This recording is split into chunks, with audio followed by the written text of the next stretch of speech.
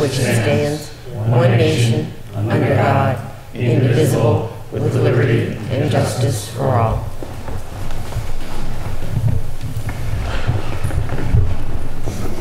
I'd ask that you observe a moment of silence and reflection in recognition of the events of 9/11/2001.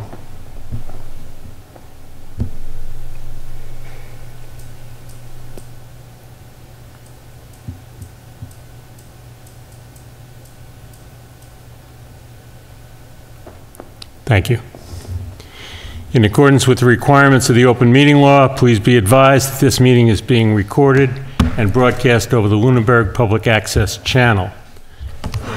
Public comment from the board. Sure. I have a comment from a resident about the new website was the beautiful pictures that scroll through, and whether or not other pictures could be submitted, or how we would, funnel in and feature other properties, where I think 2 of the pictures were municipal, a couple were private property, and I didn't know if there'd be a way where we could encourage or participate in funneling in other photos. That was a question from a resident. And the website was nice, but it was tricky to look up the agenda. It was easier, but harder because it wasn't the old way. I think that's all for now. Thank you. I'd like to make a comment. I'd like to thank the 2,600 area residents who attended the Stillman Fair, as well as the many hands that worked to make it a success. They put the town booth right up front. It was the first one you saw as you walked in, so we got lots of attention. It was nice to see Katie there. The new superintendent came by and took pictures. We sold 13 compost buckets. They were flying off the shelf. It was very exciting. So thank everyone who contributed to making it such a big success. Okay. I'd like to open it up for public comment. I do want to acknowledge, I noticed that State Senator Dean Tran is with us tonight. Did you have something you want to say tonight, or are you just here to join us? Sure. Could I ask you to come to the microphone here, please? Thank you.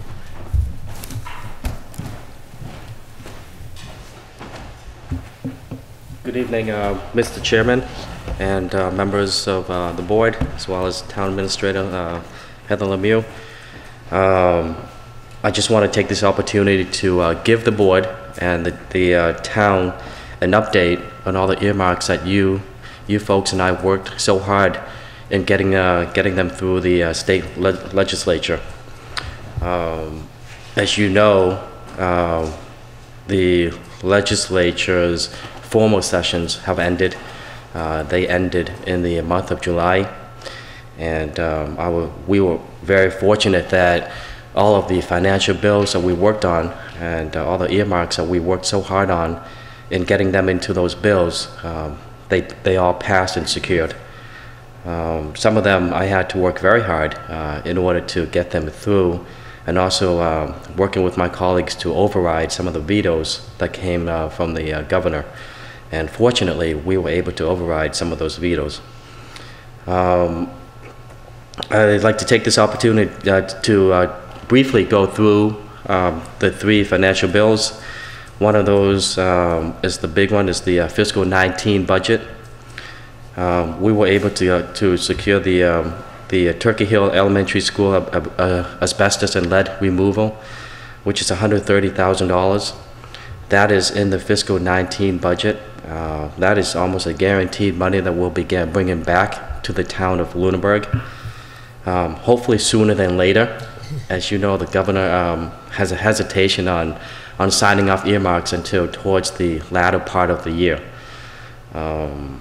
So with that being said, I'm going to try to push that to be released sooner than later, and which means end of this year.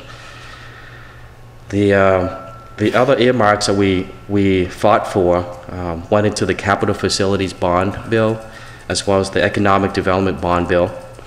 In the Capital Facility Bond Bill, we were able to secure the following projects. $25,000 for the HVAC repairs in the Eagle House Senior Community Center. $27,000 for the handicap ramp to the Town Hall. $65,000 for the Public Works Department building renovations, $40,000 for the library LED lighting, and $40,000 for the feasibility and cost estimation to demolish the old primary school building and design for future use. Those are the amounts that we were able to secure in the capital facilities bond bill. The projects that we were able to secure for the economic development bond bill are the following: $450,000 for the to revitalize the facades and streetscapes through downtown, $300,000 to redevelop the abandoned gas station at 925 Mass Avenue, and $250,000 which will go towards developing a community service kitchen for business owners to use. All of these amounts add up to about $1,327,000. I can answer any questions you folks may have. If you have any questions pertaining to how the bond works, I can also answer those too as well. Thank you. I guess I have a question. If we decide not to act on one of them, can the money be spent elsewhere? Can we change? Unfortunately, no. The criteria and the requirements are very stringent for each of these financial bills, and that is why when my office and I approach the town to ask for your priorities, we had to make sure that each of those priorities fit into one of these bills, because you can't just throw any project into these bills, and they have to meet the criteria and the requirements set forth by the bill. And once you get the project into that bond, the process with the bond is that the state secure the bond, the state senate set the authorizations, which means we approve the projects to go into the bond. Those projects are called authorizations. And the final step is for the governor to sign off on those authorizations. And that's the tough part. The governor usually pick and choose which project he wants to release from the bond. So it's not a done deal yet? We don't know which ones will be chosen by the governor? Well, in terms of a done deal, these projects are secured in the bond, so they're a done deal in the bond. Every process has something they call advocacy part, right? People advocate me for getting these into the bond, which I file on the state senate floor, get them through that. Then we have to advocate them through the conference committee, and then advocate them through the signing of the bond process, which the governor signs off on the bond. And then the last part of the advocacy is letters, phone calls, emails to the governor asking him to release the particular project that we want him to release. How long, is there a drop dead time when we have to say whether we want to accept them or not? You mean for you to accept? Right. Well, you already accepted the project when I filed them to get them into the bond. So we've If already you don't want to agreed- accept it, But we would have to advocate, correct? you will have We to would advocate if we wanted to get it proceed. released. Because some of these bonds actually may last for 4 or 5 years until they... It's a 5-year plan for each bond. So we still have I think what you're asking is, do we have the opportunity to say we want to move on this one before we move on this one? Or we want to move on this one and we don't want to move on this one. Right, right. That's your prerogative. Right. You folks make those decisions, and you let me know which one so I can fight for them. And I think some of that will depend on how ready, I know they're ready to go, but how ready, some may be more ready to go than others, so it's that'll be some of our it's important to discussions. keep in mind that when you advocate for a project to be released, you have to have the plan in place.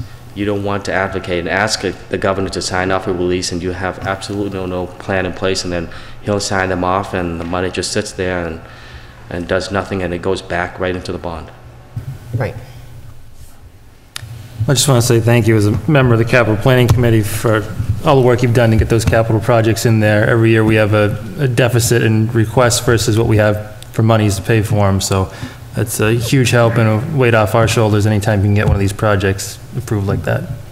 So thank you. It's a privilege to work with you folks, but especially with the town administrator, knowing what you all need within the town. I can assure you that I read every single bill that comes across my desk, and I have a tendency not to get greedy. So I look for the dollar sign, and if I see a dollar sign, and that's why it's very important for me to know what your priorities are. So if I see that dollar sign, I know the requirements are, and that it fits, and you have a project that fits those requirements, I'll get them in. And if I don't bring that dollar sign back, you know where they go. To Boston somewhere. Yeah. Great, thank you. Thank you. Anything else? Thanks again, Thank you very much, Mr. Chairman, Board, and Town Administrator. Thank you. Thank you. Is there any other public comment? Please.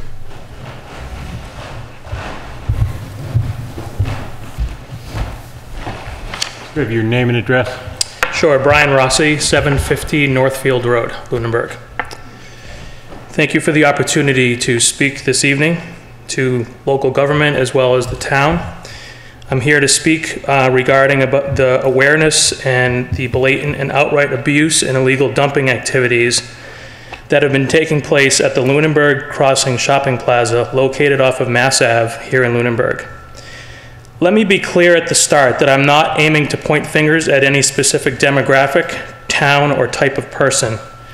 Some have suggested that due to an issue or lack of options for disposal of items in town, people may feel they have to resort to this type of behavior as an alternative.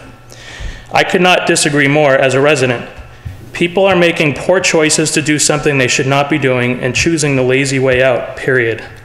The fact that we don't have a town dump is not a valid or legitimate excuse or reason for the dumping occurring at this property.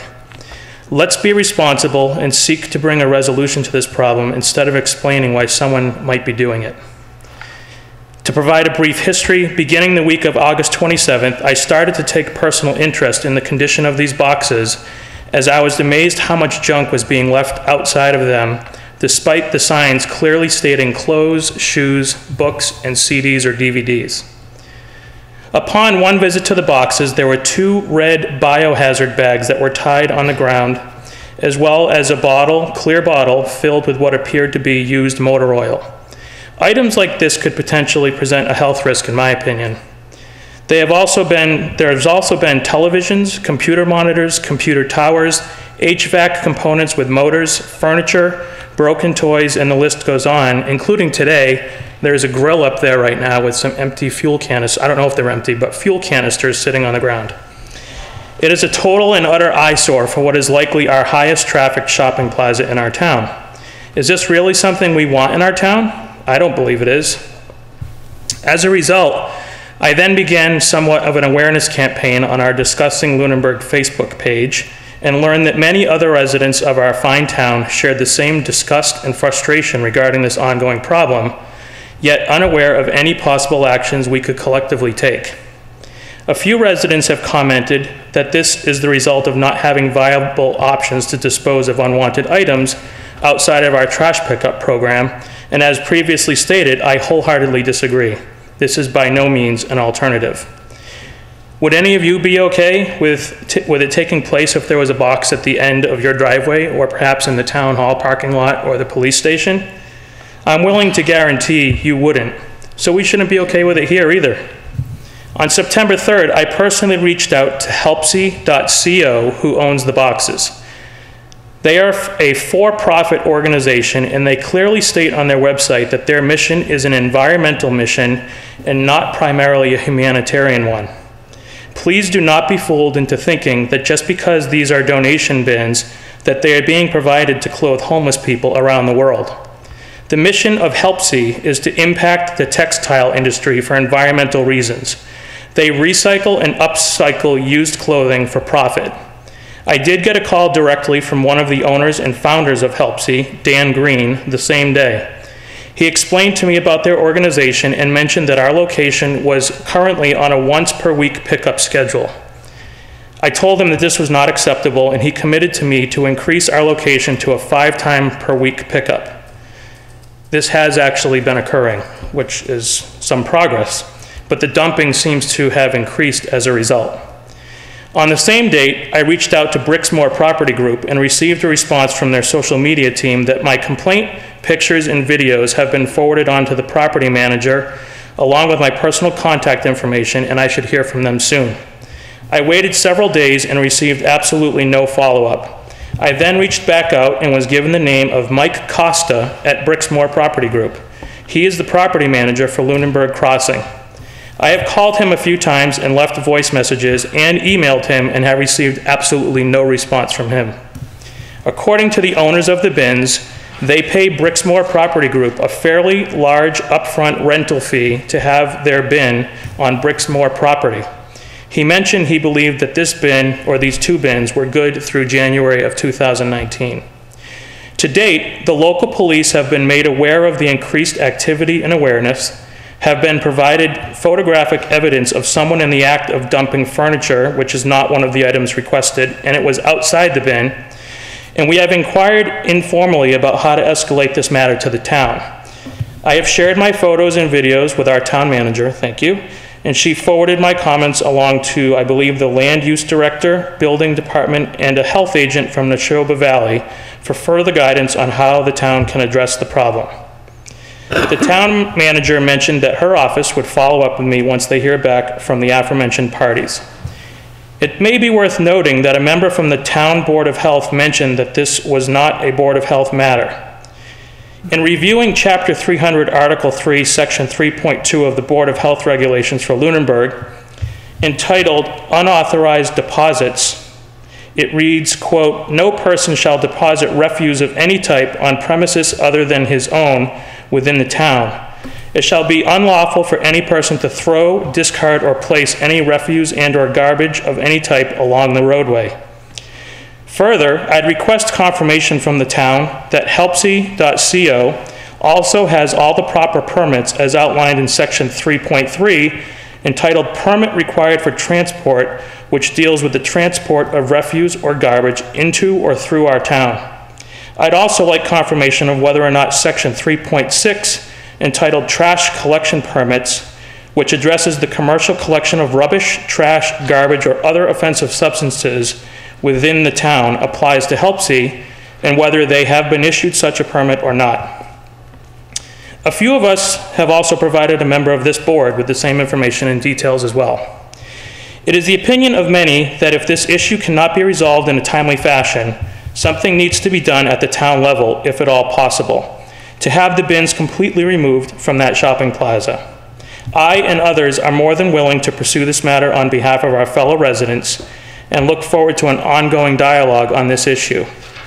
We truly believe that our town deserves better than this, so let's try to do something. Thank you for your time.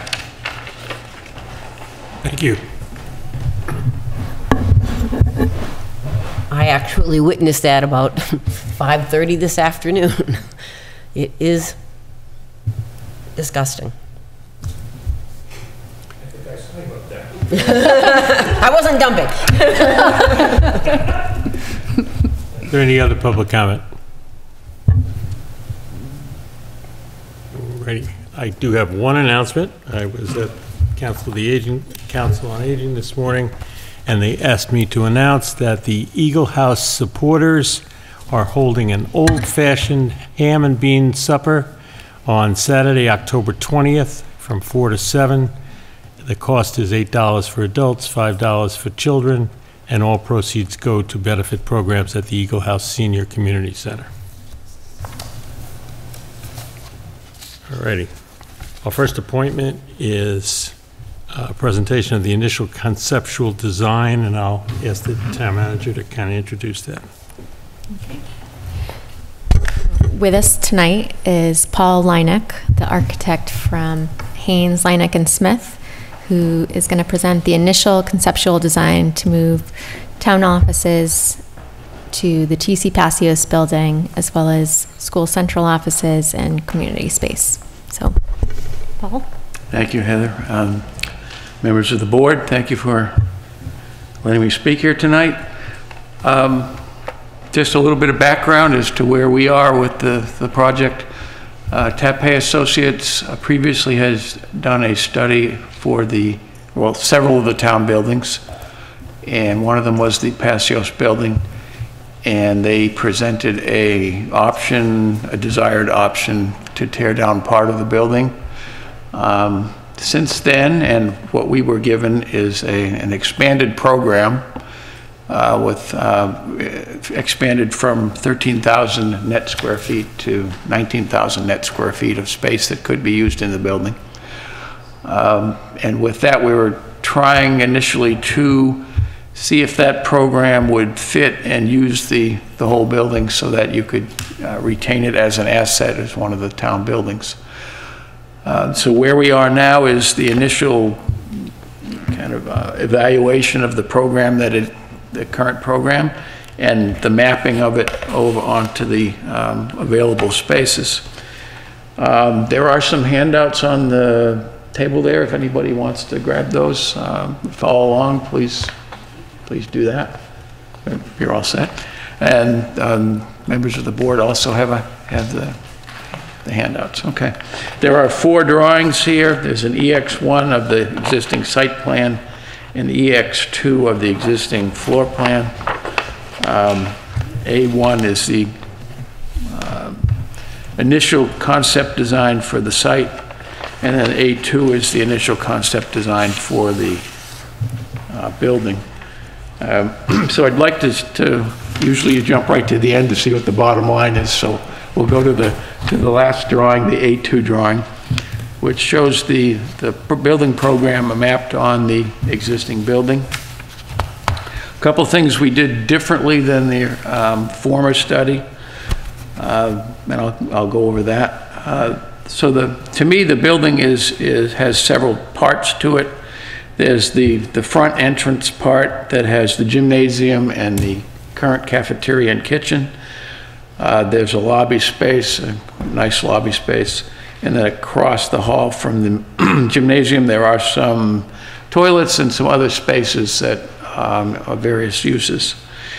Then there's a wing off to the left. If we consider that north, maybe up on the drawing, that would be to the west. That wing has 10 classrooms in it. And formerly, the TAPE study used that wing as the municipal office space. I think it's a good use for that space. The number of spaces that are in the municipal offices fit well in that.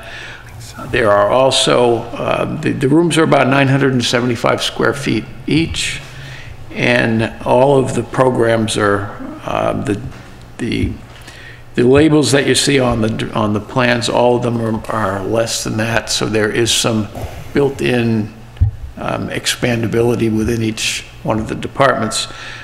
We did it that way, and I think TAPE did it that way originally because then we wouldn't have to remove any of the walls and start to move walls laterally a few feet each time. That it makes more sense. It's more efficient use of the space, efficient use of the physical facilities if we don't do that. So the structure is staying exactly the same? Essentially, yes. Okay. The one caveat, a couple of things to that is each classroom has an exterior door that will be removed and either a window put in or a solid panel. And in all cases? Unless you have a reason to have a door into one of the back side of one of these offices, yes, I would recommend you do take them out just as a security thing. Because there are plenty of entrances and exits in the building, so it's not an egress issue at all. And then the doors to each of the classrooms now are not handicapped accessible, but each door does have a chase next to it and a vacant space, if you will, that was part of the heating system that we can commandeer and take that part over and then we'll make the opening wider without really having to change the door much, just take the chase out. So the drawing that you have here in front of you does show that being done. So as far as physical changes, those two things we know we'd like to include in the program. So that would be the municipal office wing off to the left. Let me back up a little bit to the front section, which we're looking at this as a community area of the building. The former study was using the gymnasium as the large meeting room and hearing room. We think that the cafeteria would be a better use for that, a nicer space, if you will, but also it leaves the gymnasium for the community use, which the building is enjoying at this time. We'd also like to see the platform go back to a presentation platform. Right now it's blocked off, and there is an office space the 2.5 to 3 feet up off the gym floor, which I don't think you'll need as office space. Off the cafeteria floor? Off the gym, yeah, cafeteria floor, same, stay there, yeah, gymnasium and cafeteria at the same level. The platform's up, whatever it is, 34 inches or whatever it is. And you're talking about the cafeteria or the gym or both? The gym. The gym has the platform in it. It would open onto the gym. So that used to be an auditorium and gymnasium, and then the cafeteria was the cafeteria only. So we'd recommend that the cafeteria room would be a hearing room. We think there can be up to 150 people in there in a setting like we have here. The kitchen I would like to retain as a commercial kitchen. It's in pretty good condition and it's pretty well appointed still. And hearing tonight that there's some money for a community kitchen, that might be a really good use for it. It can connect into the gymnasium, and there can be activities that can use both spaces. And again, I don't want to tell anybody what to do, but I would suggest that you retain the kitchen because it's an asset that's hard to come by, a fully appointed commercial kitchen. So then we have the wing that goes to the north, or directly out from the community spaces.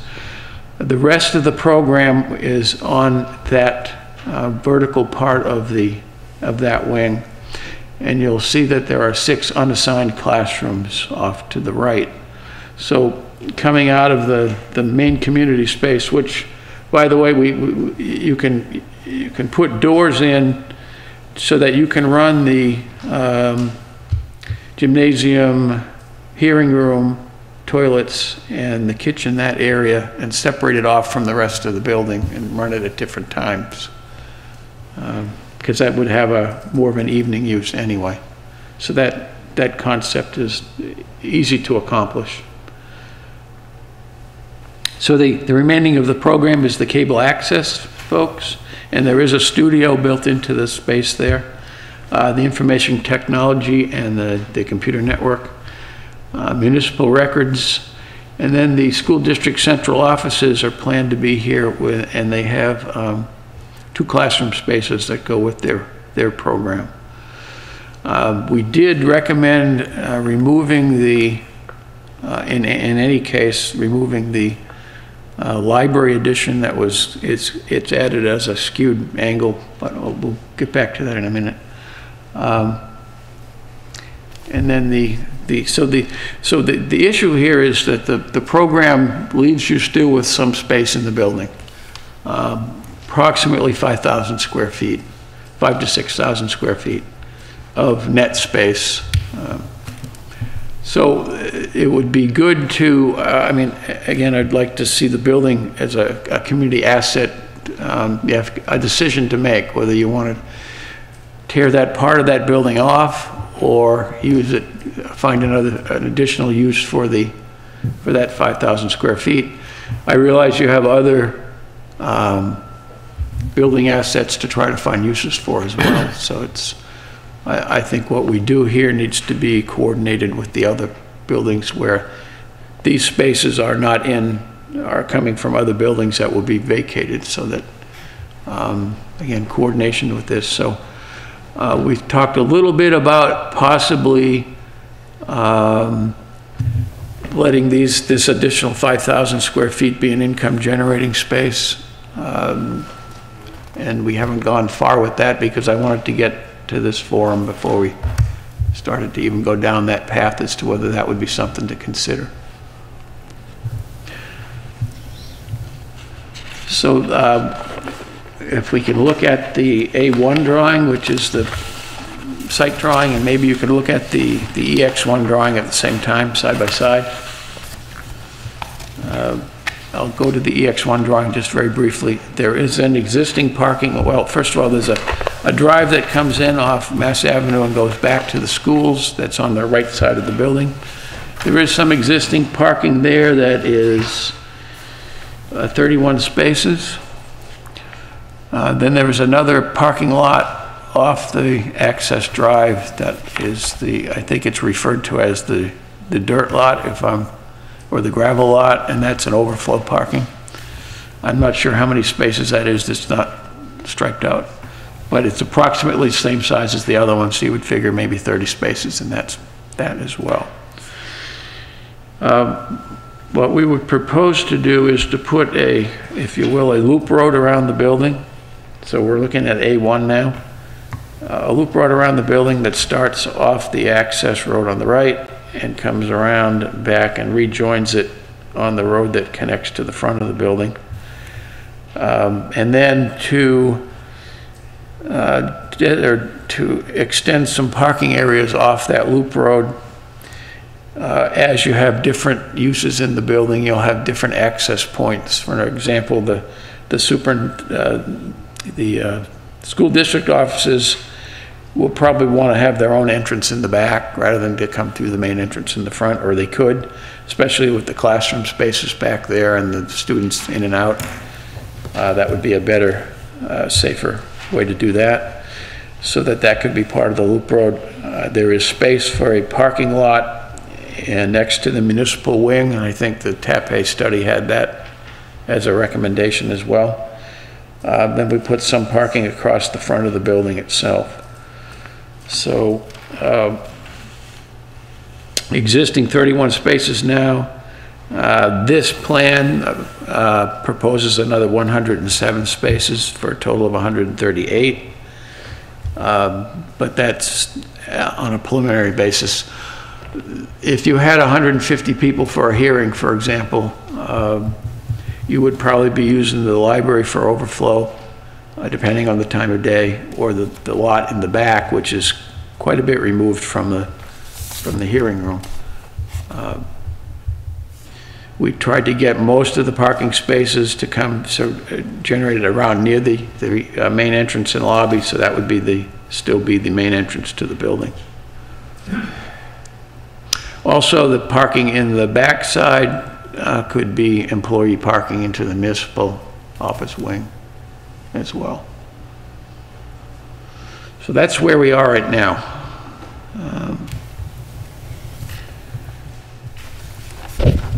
Questions, comments? Yes. Just a clarification question. Yeah. There's an area that's kind of north of the municipal wing before the horizontal parking. It happens to have a circle in the middle of it. Sorry. No, that's okay. No, I'm laughing. That's a tree. Oh, okay. And I told the guys, take the tree off because it looks like something else, and okay. It's not on the drawings. So that's just but it's on yours. Space with a tree in it. Well, it could be pretty much anything you want to use it for. That is a fairly large space. It's equal to all the municipal offices, so it's got 5,000 or 6,000 square feet of space in it. Again, that would be where we have parking right next to it. That could be something that could be developed into, well, for example, if you had the community kitchen in the kitchen and you wanted to have an outdoor market type of thing, that might be a good place to do that. It would be protected from, on itself.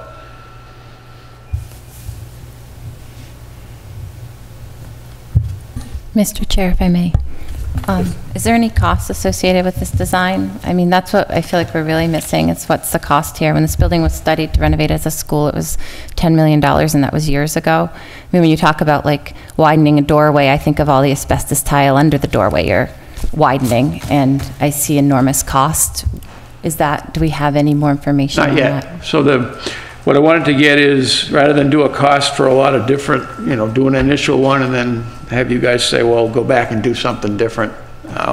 If we get an accepted conceptual idea, then we can start weighing costs of renovating the entire building or renovating the entire building except for those 6 classrooms and what that difference might be, which would give you a better idea of going forward, whether the money spent on renovating those 6 classrooms would ever be something that you could put into a business model and project whether you could eventually pay the cost of that and then, you know, recover some income from it later.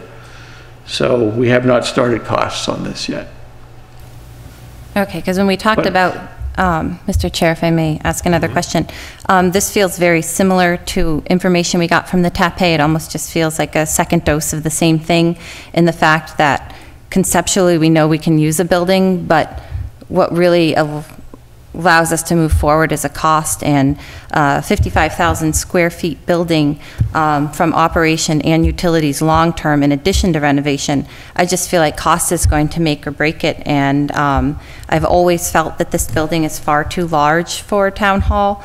I did a lot of research last year. Fitchburg is working out City Hall, and they're looking for 20,000 square feet for a population of over 40,000. We have 13,000 people, and we're looking for more square footage than Fitchburg. Westford has 24,000 for their population. They renovated a 12,000 square foot town hall. And so I feel like there's so many things the town hasn't done. And so one of them I'll ask as a question looking at here specifically. All of the access points for this as a town hall are places I don't see I want increased traffic. So we have Memorial Drive, where we have a playground, maybe a skate park, the back park to the library. And then these other 2 access points aren't actually a road, they're actually considered driveway to the middle high school from Oak Ave to Mass Ave. So we don't have a designated roadway or entrance. And the gravel pit you talk about for parking, that is used as school overflow parking. And I've always felt that this is school campus land, and a really, a strange time in society to bring increased traffic, increased public access to school property or adjacent school property. Mr. Chairman? Yes. So I think on a conceptual basis, I think this is a good plan. The assumption is that when you look at the actual use of the various spaces and knowing what they have already, it certainly is a more efficient basis, especially if you move a lot of the municipal records out of their long-term storage from their departments into the municipal record storage room. That may actually, whether based on what you've done for records elimination, that the determination of the needs. I like the school district central offices here. It makes sense. There's a coordination between the school and the town, since the school is the town as well. The concept of unfinished area, the whole concept of, you know, what we need. We may want to do the abatement and not renovate it as another option, you know, just get rid of the asbestos and other things like that and just have it unimproved areas so that it'd be cheaper to abate the entire building at the same time. I'm excited about the hearing room concept. It'd be interested to look at more discussion that would go on with the concept of the commercial kitchen that we've talked about, the interaction with that as far as the making it a multi-purpose room for use at that point. I like the idea of making the stage open again for the auditorium when it used to be a stage when it was an elementary school when I went there. And I think that this gets us to a functional one-level space, starting to address parking. We need to have additional discussion of that, of whether the back area is green space, which is always nice to have green space, or whether we need to have more parking, because ultimately we'll need that. There may be more of the idea of when would we have those hearings, when would the extra use be as far as the demand for the parking. And at this point, this brings all departments together except for police, fire, and DPW? Correct. Okay. I think for conceptual, to get us to what this is going to be, the cost, because ultimately the cost is going to do it. I also see the multipurpose room as being a community center focus. I know the Boys and Girls Club is using that space, and the senior center folks are using that space as well, so I see this as more of keeping space available for the public as opposed to creating a town hall with this space. That's it for me. Mr. Chair? Yes. Where would we be meeting? In the hearing room? I think that's kind of to be determined. I think that, you know, in this, there's 2 conference rooms that sit within the municipal office wing. There's a hearing room, which is the largest of them, and then there's a conference room across from and behind what is the gymnasium.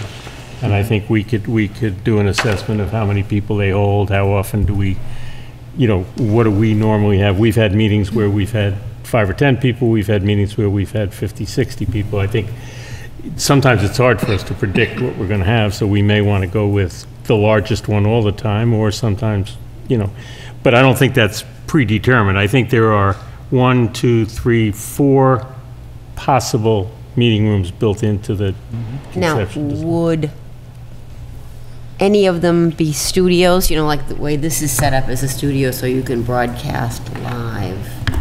Would they have to be set up that way? I think the assumption would be that all of them would, you know, the PAC studio, the PAC space includes a studio for when they want to do a program originating there. They, you know, they've done some stuff that they currently do in their kind of homemade studio at Passio's. But all of the conference rooms within this complex would be hardwired to do a multiple camera from a central location, is the plan. We'd certainly have to look at the costs for that and, you know, make sure it's reasonable. And would live broadcast be possible? Well, if we had multiple meetings on the same night, bandwidth may be the restrictor rather than cameras. You know, it's how many channels do we have to broadcast it over? Yeah, right. But I mean, Yeah, it would be, but that would be the several objective. spaces where you could broadcast live. That would be the objective. And so if you think about the assessors or the Board of Health or the Planning Department, when they've had their meetings, the planning have tended to have them in the bigger room. Board of Health has had them in the lower level of the Ritter, so they could possibly be in the conference room, but I agree, any conference room that's going to be suitable to have a decent amount of people should be camera. I mean, I know it's all cost, but you think that, you know, being able to broadcast live. That would be the objective. And actually, one of the things we'll get to there's 2 more phases of this discussion tonight that talk to an interim plan and a program plan for what the town manager has put together from needs of the departments, et cetera. And PAC has requested to be able to and have planned their capital budget to be able to broadcast from multiple locations with multiple cameras. So it's in the plan. Again, we have to look at the costs, et cetera. And hopefully some, if not all of the input that we've done to date on the charrettes and input, et cetera, have been at least considered. And the game plan is to have more, as the plans get more solidified, to have more public input and, you know, have something real to look at and see if it works. Mr. Chair, if I may, you just said you took input from the charrettes, and there isn't a building-related item that I didn't attend or go to, and certainly there's a lot more that came out of those than just this as an option. I think the cart's way before the horse when we talk about futures of Town Hall. I think we need to give the community multiple options, and the TAPE did do that. And I mean, I got used to saying, what about TAPE option 2? And we have the beautiful Ritter property, which is a historic building. It abuts a lot of unused municipal land, so there's plenty of opportunity for parking around that building that doesn't currently exist. It's 7,000 square feet, but there's room for expansion. on site, and TAPE did study that. And then it abuts the primary lot where we've talked about, you know, potential town green and things like that.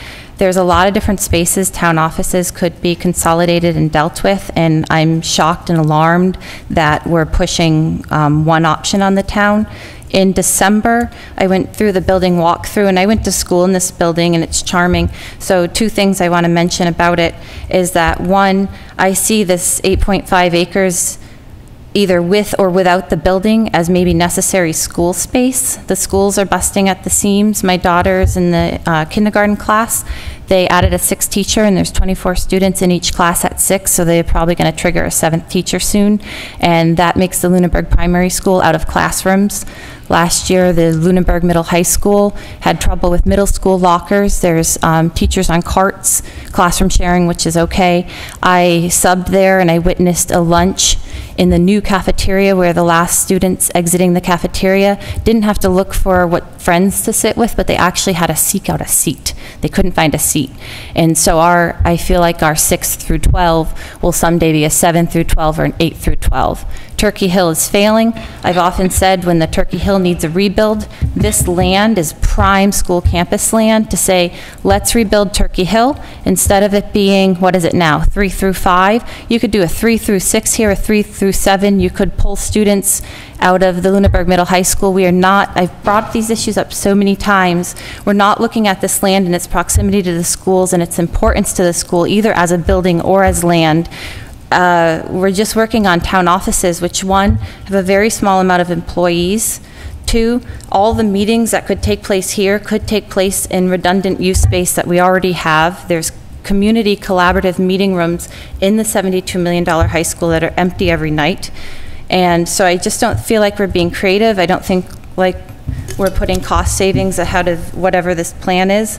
And I'm just alarmed that we're talking about this like it has to happen, because it absolutely does not. Mr. Chair, Yes. if I may. Aside from Ms. Adams' comments, we did hear other options. We did agree as a board to move forward with this plan, and that's what we contracted Haynes, Leineck, and Smith to study, was this building, so I'm just going to comment on the plans in front of us right now. I like what you've done. Well, I understand why you did what you did, trying to utilize the classrooms without moving walls around, presumably for cost savings. I just like to, maybe you already thought about it, maybe you can't think about it moving forward. I was hoping, I wasn't so afraid of moving the walls around inside the classrooms. I think to gain a more efficient use of space. Some of these classrooms are kind of large for the 1 or 2 people who would be in them on a daily basis. So when I was thinking about the building, I was kind of hoping that we could at least keep everything out of the back wing, because that in itself was an addition when they built the building. Yeah. So that'd be a good place to give us a continued option of demo or not demo. We did look at that. There's not enough space to,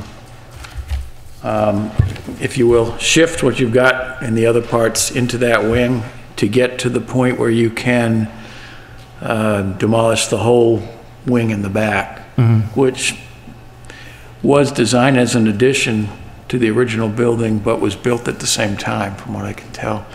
Right. Just a little bit of history. Mr. Haynes and Haynes, Leineck, and Smith designed this building for the father, it's named after the father of the office manager that was with our firm for 40 years, oh, really? Olga Passio. So I have all the drawings, and there's some, you know, some notes to people in the office of, you know, that are kind of cool to still have. But but the point there being is that that wing is a good stopping point, because it was designed as a separate piece, even if it was built at the same time. And that was the exercise here, was to see where this was to continue with the TAPE program, but expand it. So if some of it looks the same, it wasn't to redo everything that they did, but to see how the rest of it would lay out in the building. Yeah, I tried to get to that point when I saw that we weren't going to use the whole building. I tried to get to a point where, you know, just cut it off in the back. And one thought that occurred to me is, of all the things that are planned for this building, most of them are places that interact with the public in some way, except for the records. And if the records could be stored in another place, then you could get to that point where you could tear the back wing down by itself. So that's potentially there, yes. Mr. Chair, may I ask a question about the design? Sure. One thing I noticed is the ACE program, that's a school program with students, and there's usually, you know, an expectation that people are quarried. And then this idea of the 5 to 1,000 square feet unassigned that are income generating, and then all of the general public, and the fact that the ACE program used the gymnasium. I have a hard time seeing students interacting in a space where the general public is coming and going in regards to the safety of students. As we go through this, you'll see that the town manager has addressed a lot of those issues. So one of the things I'd like to do is share some information. The first piece of information is the conceptual design that follows the vote of the Board of Selectmen and the town meeting for us to go to that step. It's in front of us. I think we can talk about it a little bit, get some clarity, especially while Mr. Leineck is here. And then the town manager has her report relative to this, and then there's some workshop material that the town manager is going to share with us that kind of put this all in a place where we can then workshop some of the bigger issues. So, you know, we are addressing all 5 of the properties, but the direction since the inception of this work in December of 2013 has been to use the TAP A as an assessment of the overall properties of the town, zeroing in on the 5. A recommendation was made to go with option 4, to investigate that further, which the board supported, the finance committee supported, and ultimately town meeting supported, to allot money to do a conceptual design.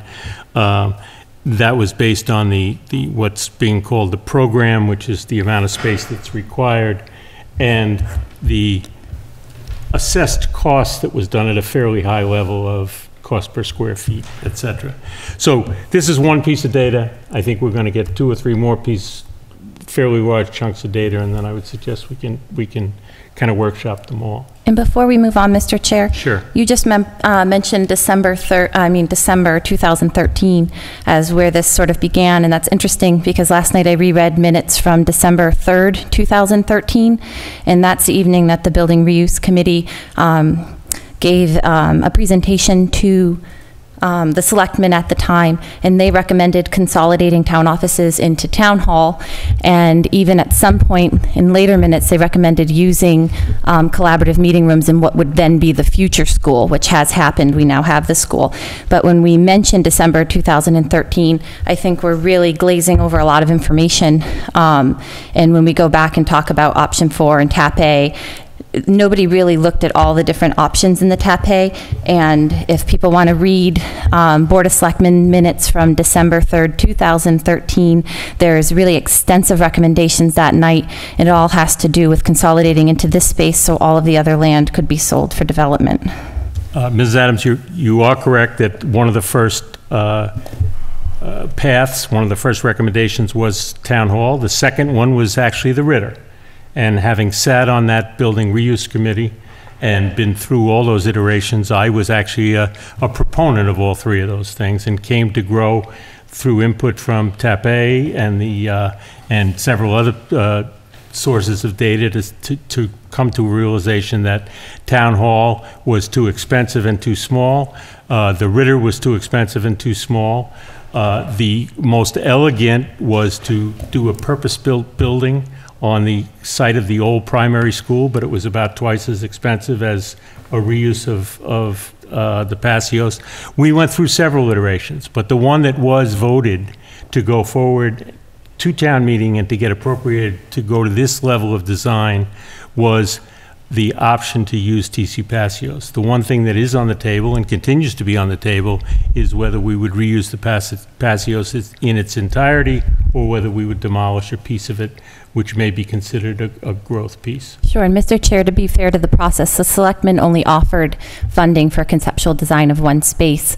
The town wasn't given the option to vote on conceptual designs of other spaces, and I think that would be a really great starting point if the town did vote yes on question 4 at special town meeting last November to get a design for this space, but that doesn't mean they wouldn't have voted yes on seeing such a design of the Ritter or such a design of this space. I think before we pick one conceptual pathway, we should analyze multiple conceptual pathways, especially because going to this path vacates all of our historic municipal buildings in town center, leaving it a municipal ghost town and open for miscellaneous development, which we won't be able to control if we sell off the center. So I would say that the town meeting vote did take into consideration the fact that there were other options and that they did accept the recommendation to go with this process, so I There think... wasn't a question, So, Bob, no, though, there that was- offered a when conceptual design. There was not a question, but there was discussion, and the town meeting knew what it was voting as far as which option it was recommending a conceptual design. Town meeting has not voted to renovate a building yet.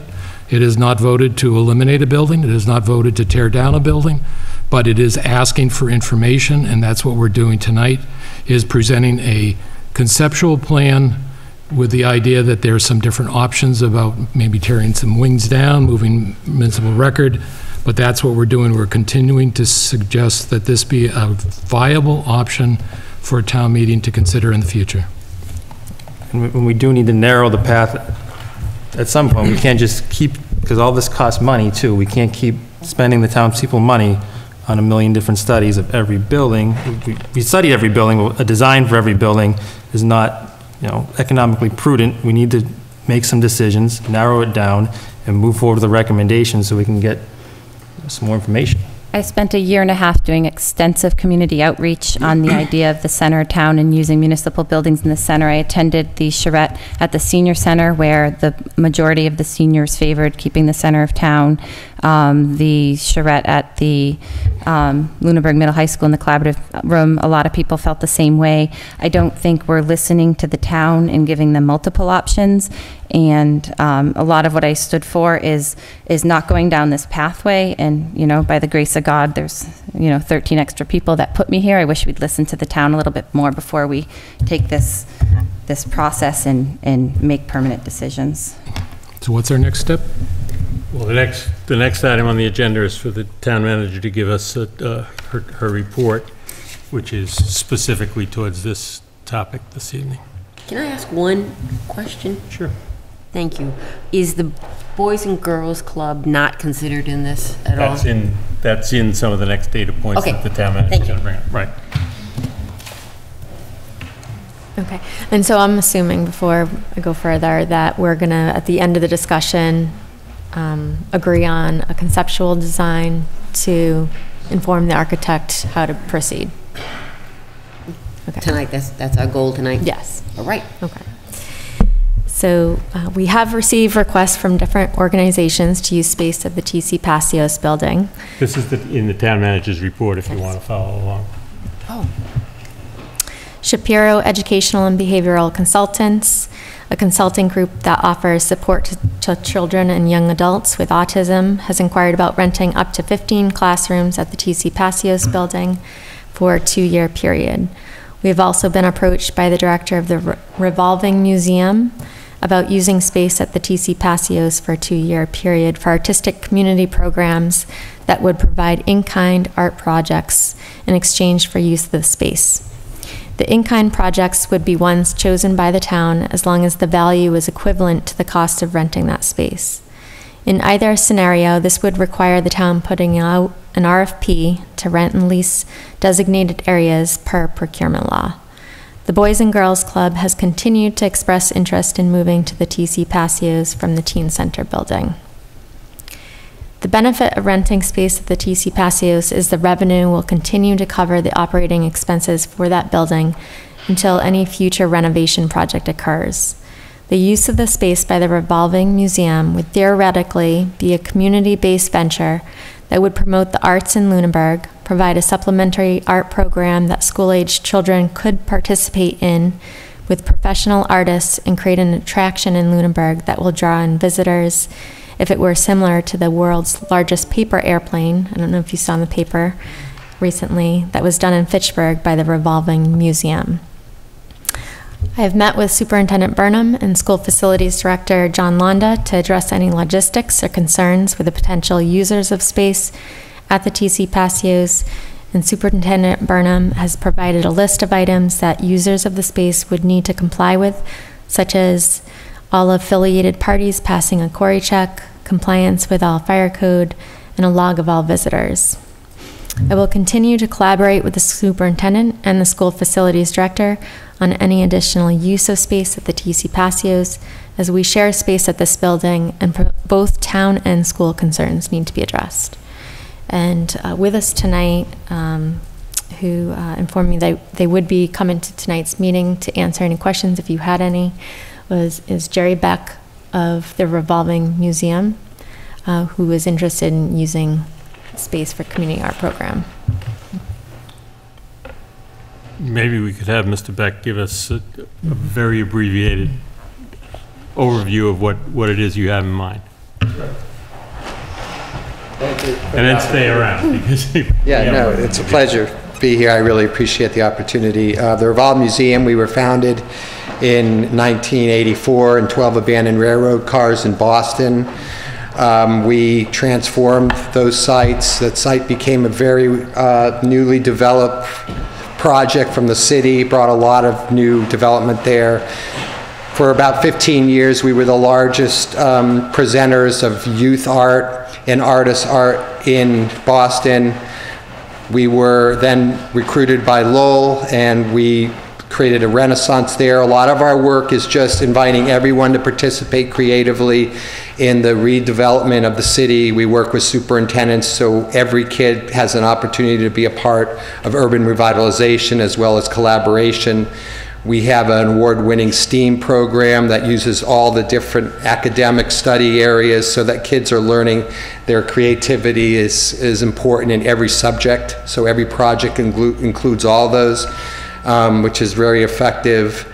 Since we've come to Lowell, we went to Lowell, then we went to Fitchburg, and in Fitchburg the last 3 years we worked with over 5,000 kids, over 1,000 artists, and 3,000 plus community members, and we are been instrumental. We've gotten a couple NEA grants for the city of Fitchburg, and we continuously work, because we're nomadic, with all surrounding towns in New England. We have a pretty big reputation. We won the state's highest honor for community art back in 2008.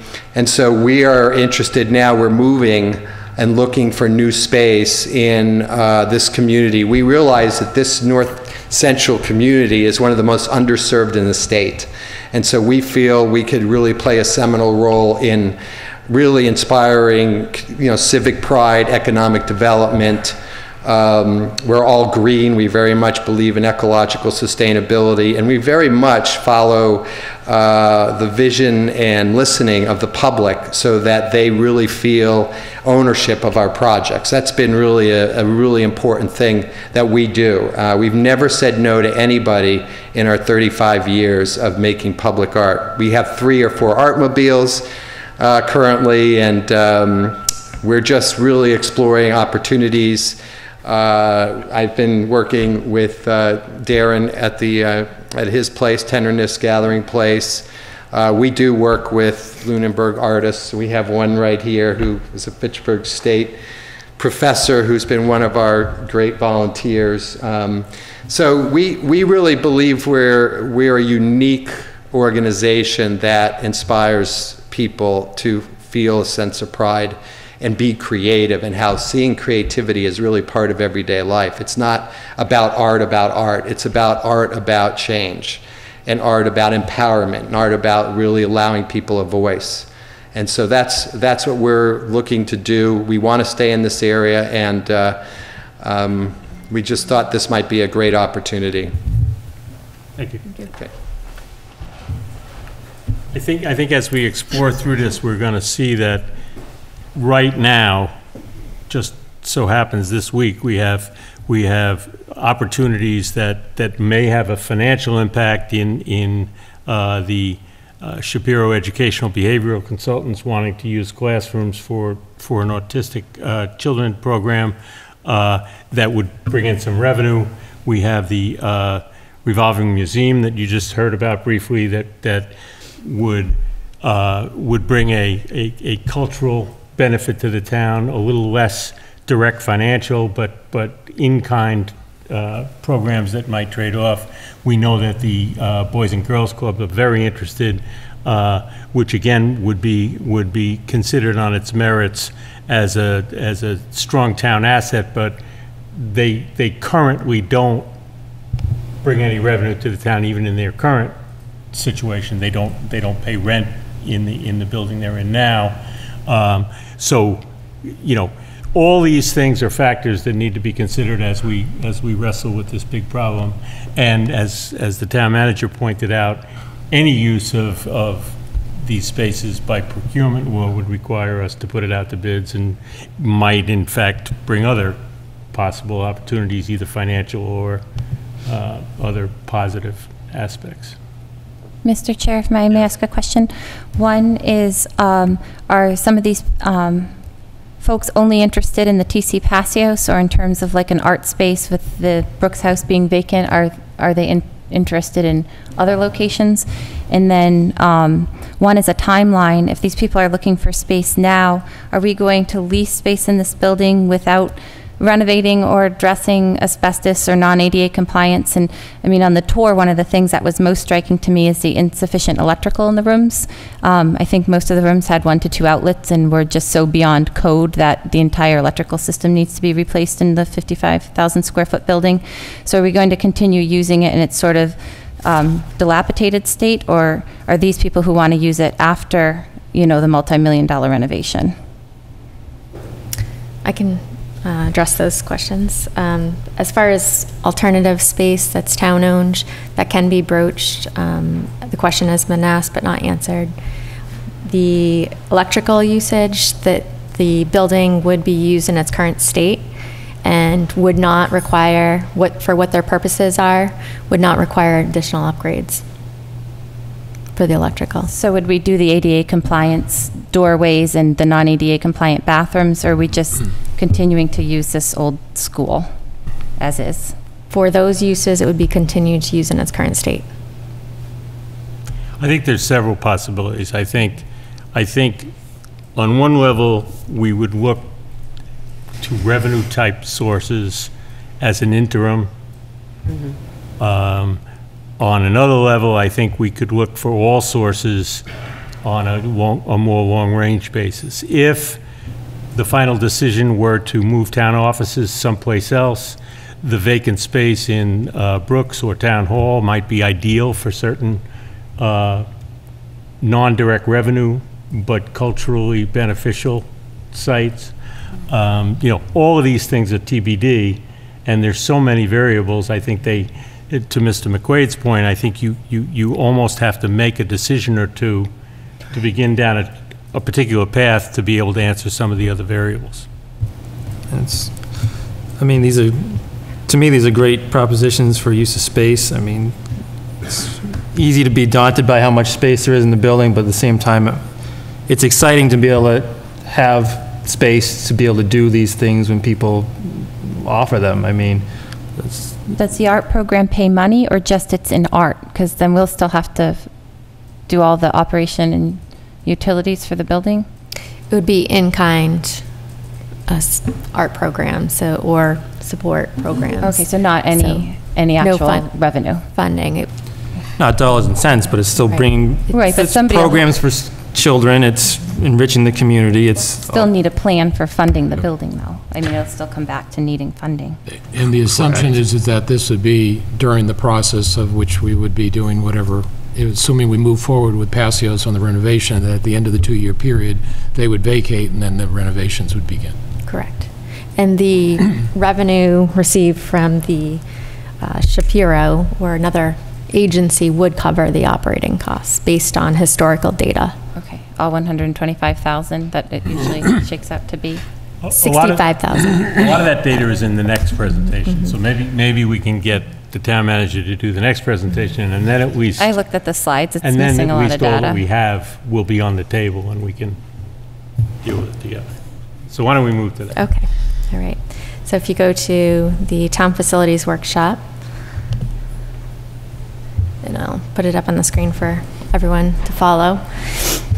So I put together some slides just to facilitate discussion tonight, talk about the 5 buildings.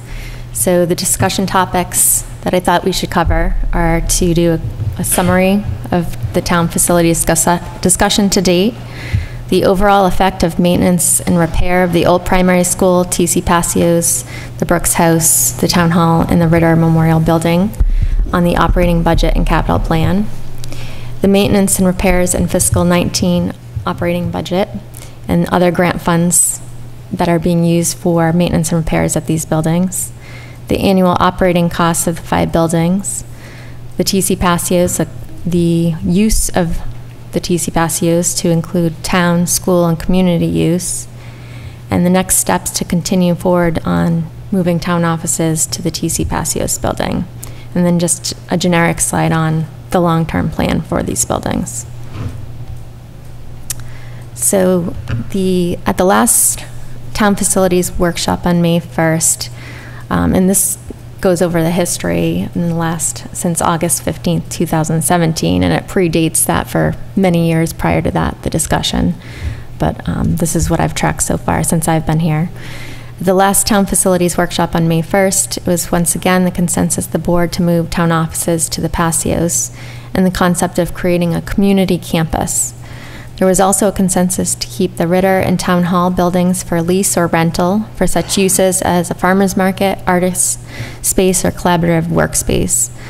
The board discussed creating a plan for the use of the 5 buildings, which has been made a goal of the board to adopt an action plan for activities during fiscal 19 dealing with the 5 buildings. There were 2 articles in the town meeting warrant related to the 2 of the 5 town buildings. Article 20 to convey the Brooks House building, not the land, and that was not passed at the town meeting, nor was Article 24 that asked for a debt exclusion to demolish the old primary building. So this next slide goes over the costs that were identified in the property condition assessments by Vertex. And they identified the immediate and next 5-year costs to maintain the Town Hall, Ritter, Brooks, Old Primary, and TCP for the use that they're currently being used for. I just want to point out that of the $184,945 for the Town Hall, $32,575 is currently budgeted in the fiscal 19 budget, either through the operating budget or an earmark in the capital facilities bond bill. And $34,710 will be paid out of the Green Communities grant to replace condensing boilers at the Ritter building. So that's a reduction in those costs. The maintenance and repairs, here are some other items that are earmarked in the budget or in grants. We have funding through Article 14 from a 2013 town meeting article for Town Hall chimney repair. That was identified in the property condition assessment, and that funding is $5,575. The restroom in this building, it's budgeted for $9,000. The handicap ramp at Town Hall is in the capital facilities bond bill for $27,000. The old primary school asbestos abatement test and feasibility study is in the capital facilities bond bill for $40,000. The Turkey Hill asbestos abatement earmark you heard from Senator Tran, that is in the state budget, that is guaranteed funds for $130,000 that we can reappropriate to other capital projects or capital projects in our town facilities. And as I mentioned, the Ritter Memorial condensing boilers is in the current year's budget, as well as an additional $40,000 that was included in the fiscal 19 operating budget to address deferred maintenance in town facilities. This chart shows what our annual operating costs for each of the 5 buildings for fiscal 2018 and any incoming revenue that offsets the operating expenses. We received over $37,000 from the cell tower lease for the equipment at the town hall, and there were 9.5 months of rental income at the Brooks House from the Lunenburg Ledger until they moved out in April. And over $86,000 was received in revenue for space at the TC Passios building. The funding received for both the Brooks and TC Passios go into a revolving fund, and we have enough to cover the fiscal 19 operating expenses for both of these buildings. The town hall operating budget, you'll see, is a little over $50,000 this previous year, which was an increase of about $9,000 from fiscal 17, and this was due to a couple items, including increased cleaning services and a service call for the chairlift.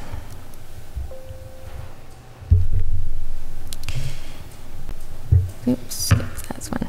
The uses for the TC Passios town offices consolidate all the town offices that are currently located in the town hall, Ritter Memorial, PAC, and the Veterans Office, which is currently located at the Eagle House, and record storage, because we lost all our record storage for the town hall that was previously in the attic in the basement.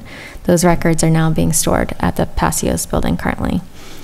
School central offices would include superintendent's offices, the IT offices, food service, special services, the facilities director, school link services, and the ACE program and their record storage. It would has the potential for community use by continuing to use the gymnasium by the various community groups, and the kitchen could be leased or rented for commercial purposes to subsidize operating expenses.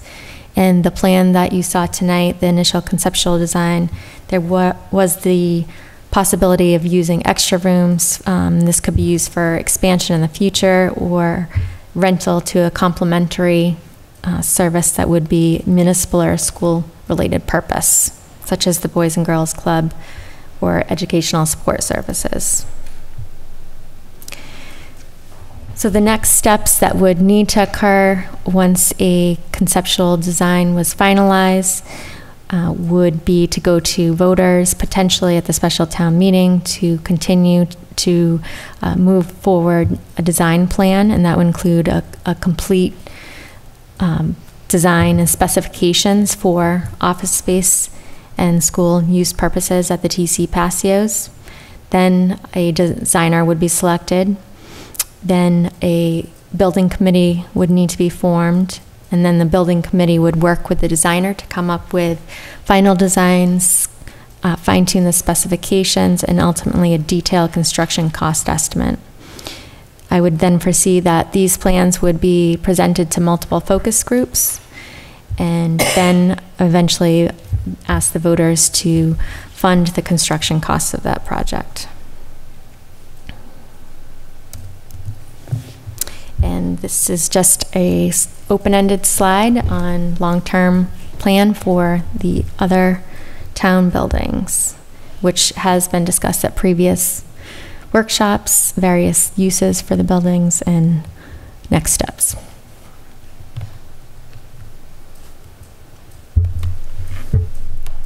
Mr. Chair, if I may, in terms of the long-term plan, I feel like I am a broken record, so here we go. When we talk about a long-term plan, I don't know why we don't see things on here like Turkey Hill Elementary School.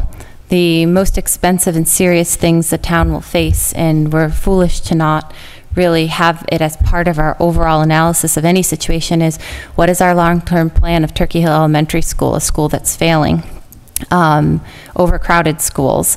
And also, we just might as well add a bullet point here for the Boys and Girls Club building that we currently own, which is another one that this plan vacates out of town center. We're making a town center ghost town.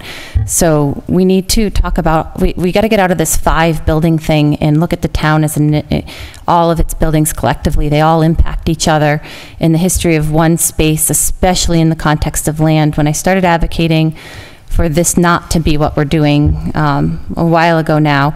One of the most important things to me is the future use of land. Can't get caught up in the future use of buildings. I mean, ultimately, when you look back at that chart, the one that came from the analysis of the current costs of the buildings and their conditions assessments, TC Passios needs over $3,600,000 of needs, and those were broken down, and some of them were immediate needs, and the immediate needs for that building, I think, were extremely high. Things that were considered, and I'll have to pull that up, and we can talk about it. I'll maybe add it to public comment next week. But immediate needs in that Vertex study were things that were either completely failed and or dangerous, and there was over $1 million of needs, I think, or close to $1 million of immediate needs for TC Passios in terms of things that were considered completely failed and or dangerous. And then you look at, you know, town hall's immediate needs, and it's significantly less. So I just, I'm just completely overwhelmed with confusion why we're looking at this one building and all of its costs, and not looking at everything, and like I said, most importantly, the land. So one option that the TAPay looked at, and we're not talking about anymore, is the demolition of buildings. You could fund the demolition of Passios, and now you have 8.5 acres of future school use land. That's an option, and that's got to be played out for the town to consider maybe a rebuild of Turkey Hill. The 5 building things, the fact that a building like the Brooks House is on this slide and Turkey Hill Elementary School isn't, in terms of long-term planning, is absolutely shocking to me. The town is sitting here worried about the future use of an old farmhouse, and we're not worried about the future of our Turkey Hill Elementary School. I can't figure this all out. Mr. Chair, I've answered this question the last 3 times you brought it up, Ms. Adams. The reuse committee and the Board of Selectmen has talked with the school committee and the school facilities director. Neither of them have a concern about the future use of the Turkey Hill. And again, through our studies, through working with TAPay, the individuals who designed our current middle high school, they explained that everybody else in the world, if you have to build a new school building, you build the school on the fields, tear down the old building, put the fields back over there. It's been addressed. We've asked the questions of the people who are capable of giving us an analysis and their understanding of it, who is the school committee, the superintendent, and the facilities director. And the reason why we don't keep bringing it up is because they've said unequivocally they are not worried about the space for their use. Excuse me, Mr. Chair, we don't have any data. Like, the field behind the Turkey Hill Elementary School is extraordinarily wet. At recess, my children make rivers back there in the spring. So these are all just hypotheticals. Like, hypothetically, we could just pop up a school somewhere. We really should have a long-term plan where we have data. Where do we put the new school? We put it on the sports fields. We have sports fields where there was just a school a couple years ago. You could put a new one there. It's not rocket science. We've been over this. We've got the answers from the people who are going to give us the answers. I don't know why you bring it up over and over again. We haven't somehow left it off I'm not like allowed we're being to speak, negligent. We covered it. I think the other thing that we did say that we wanted to do is to allow the superintendent to get some time in her new position, and that we were going to talk to her. I believe Mrs. Luck talked about talking with the school about the budget, as well as I would say that we would talk about their capital needs. I know that we talked about the Turkey Hill needing to be renovated in about 10 years. We've been doing a lot of the work every year with the asbestos abatement, so that renovation at that time will not be as expensive because we'll already have spent a lot of that money. But I don't think that the fact that it's not on this list is not that it's considered, but it's not of an immediate concern to me, with the understanding that we're looking at a conceptual plan of a reuse, and I believe we still need to keep working on the rest of the buildings so it does not become a ghost town. And I think the fact that we've talked about the initial proposal to sell all the properties, I'm not going to say is terribly off the table, because the town could still vote to sell some of the properties, but I think the realistic part is that we are looking at continuing to control, either through a lease or other ownership process of those properties. Mr. Chair, if I may... The other thing I think it's important to bring out is that the chart that we're looking at on 5-year costs of the 5 buildings, is the Vertex assessment of what it would cost if, pretty much if we do nothing to keep them up and running and not deteriorating. We've already discussed that many, if not all of them, are underutilized, and our plan that's on the table currently is to consolidate into one, which would change the whole line on that one from maintaining what exists now to constructing a new use, and those costs would be built into the construction of the new use, and it would also eliminate the need for us to do a lot of the Vertex expenses on buildings that were now totally surplus, and we'd be looking for other opportunities like the art project, the Boys and Girls Club, you know, putting it out to bid, what other uses could be used, and we'd assess each of them against their own financial models. You wouldn't need to do these exact costs. You wouldn't need to incur the cost that Vertex put up unless you were going to use it for the exact same purpose you're using it for now. If you're using it for a different purpose, you'd get a whole different set of projects that you need to do, and they'd be part of that decision, whether it's and whether those costs are borne by the town or the person or persons or organizations that are actually using the building, whether it's through a lease and tenant improvement agreement. There's a lot of different ways to look at that. So these are all data points that are important, but they're not, you don't use all of them, because if you, as you begin to make choices, you don't have expenses that are there for other choice, for alternate choice. Mr. Chair, if I may. Right. Once you make choices. Exactly. Mr. Chair, if I may. Sure.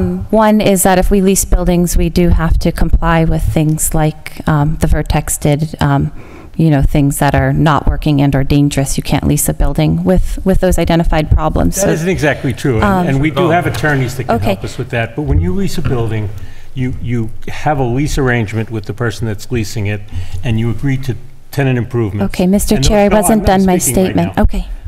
And you have tenant improvements that agree to with the leasee. Those tenant improvements are designed to support what they're going to use it for. You can lease a building as is. You can lease a building with an agreed tenant improvement that becomes part of the rate they pay. You can sell the building. You can invite somebody to use the building at a very low rent because they're going to do a lot of the improvements. There's a lot of things that can be done, and I don't think that we should be assuming any of those. Okay. I think we'll But develop Mr. them Chair, as we go forward. I was in the middle of a two-part statement, and that happens a lot to me. And really it has nothing to do with any of this. It's more of a point of order, and it's directed at Selectman McQuaid. A lot of times he shouts down my participation on a topic and refers to that the selectmen said or the BOS did this or this group did that. Well, how I look at it right now is I am a selectman. We're the current board, and I find it continuing, like it's demeaning to not allow me to participate. You get here through an election, and it represents the fact that people asked me to be here. And anytime I have input, it's always based on data. It's always based on extraordinary community outreach. And then I just get shouted down based on past data. And I mean, I'm allowed to be here and I'm allowed to participate in referencing previous BOS as if they have some jurisdiction over current. I just feel like everybody gets to participate, and mostly we talk about, did we ask the superintendent about the schools? Well, we really need to change our mindset when we're making plans like this and say, did we ask the town?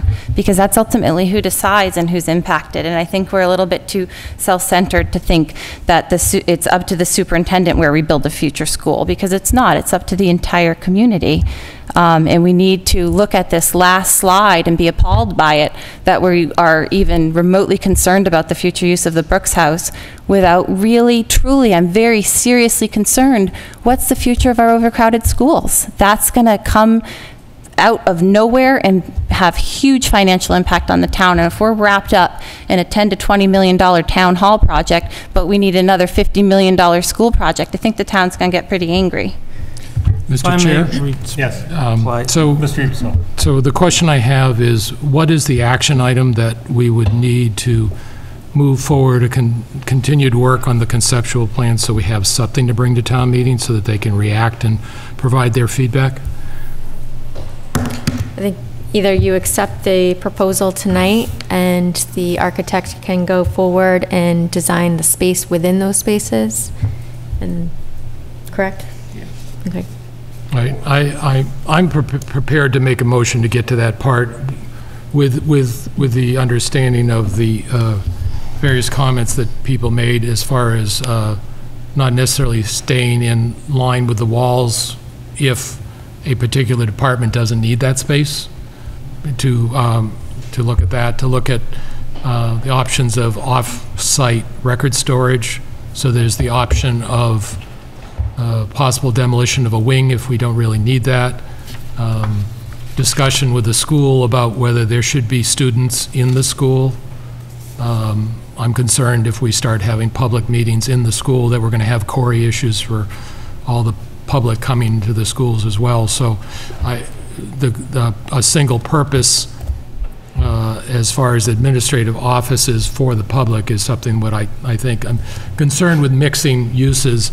I'm concerned with us becoming a landlord on a long-term basis. I think it's been fine for keeping the Passio School occupied. I'm concerned with having space that we build to lease out to other people. We're doing that where I work now, and you now are in a landlord-tenant relationship, and when the pipe breaks, who gets called? And we're going to get called regardless of that type of thing. So I'm prepared to have some moving forward so the town meeting, I'm assuming, would this be going to this town meeting for a report, or? It depends on timing. Timing, okay.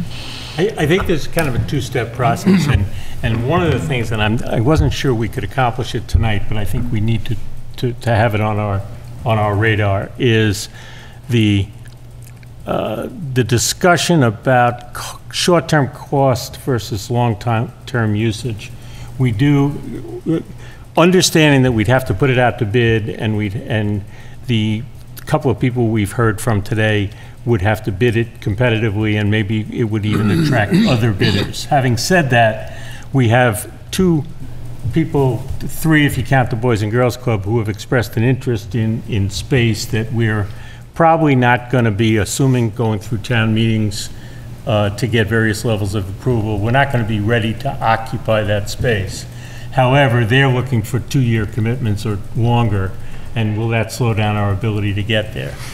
So, you know, the covering the operating costs versus covering some of the operating costs, but foregoing some of it to allow us to move this forward is a decision that needs to be made, whether it's made the way we construct the warrant article or whether it's made by the town as a result of the way we construct the warrant article. The other is that there are certain parts of this decision that are not monetary. I mean, is appropriate space for the Boys and Girls Club part of this discussion now as a 5th or 6th building to be considered, or is it a discussion that if they were to be in the longer range plan part of the complex, then we have another underutilized building that we have to deal with in the future, which is perfectly acceptable too. Some of those levels of detail I think have to be addressed during the steps that we bring to the town.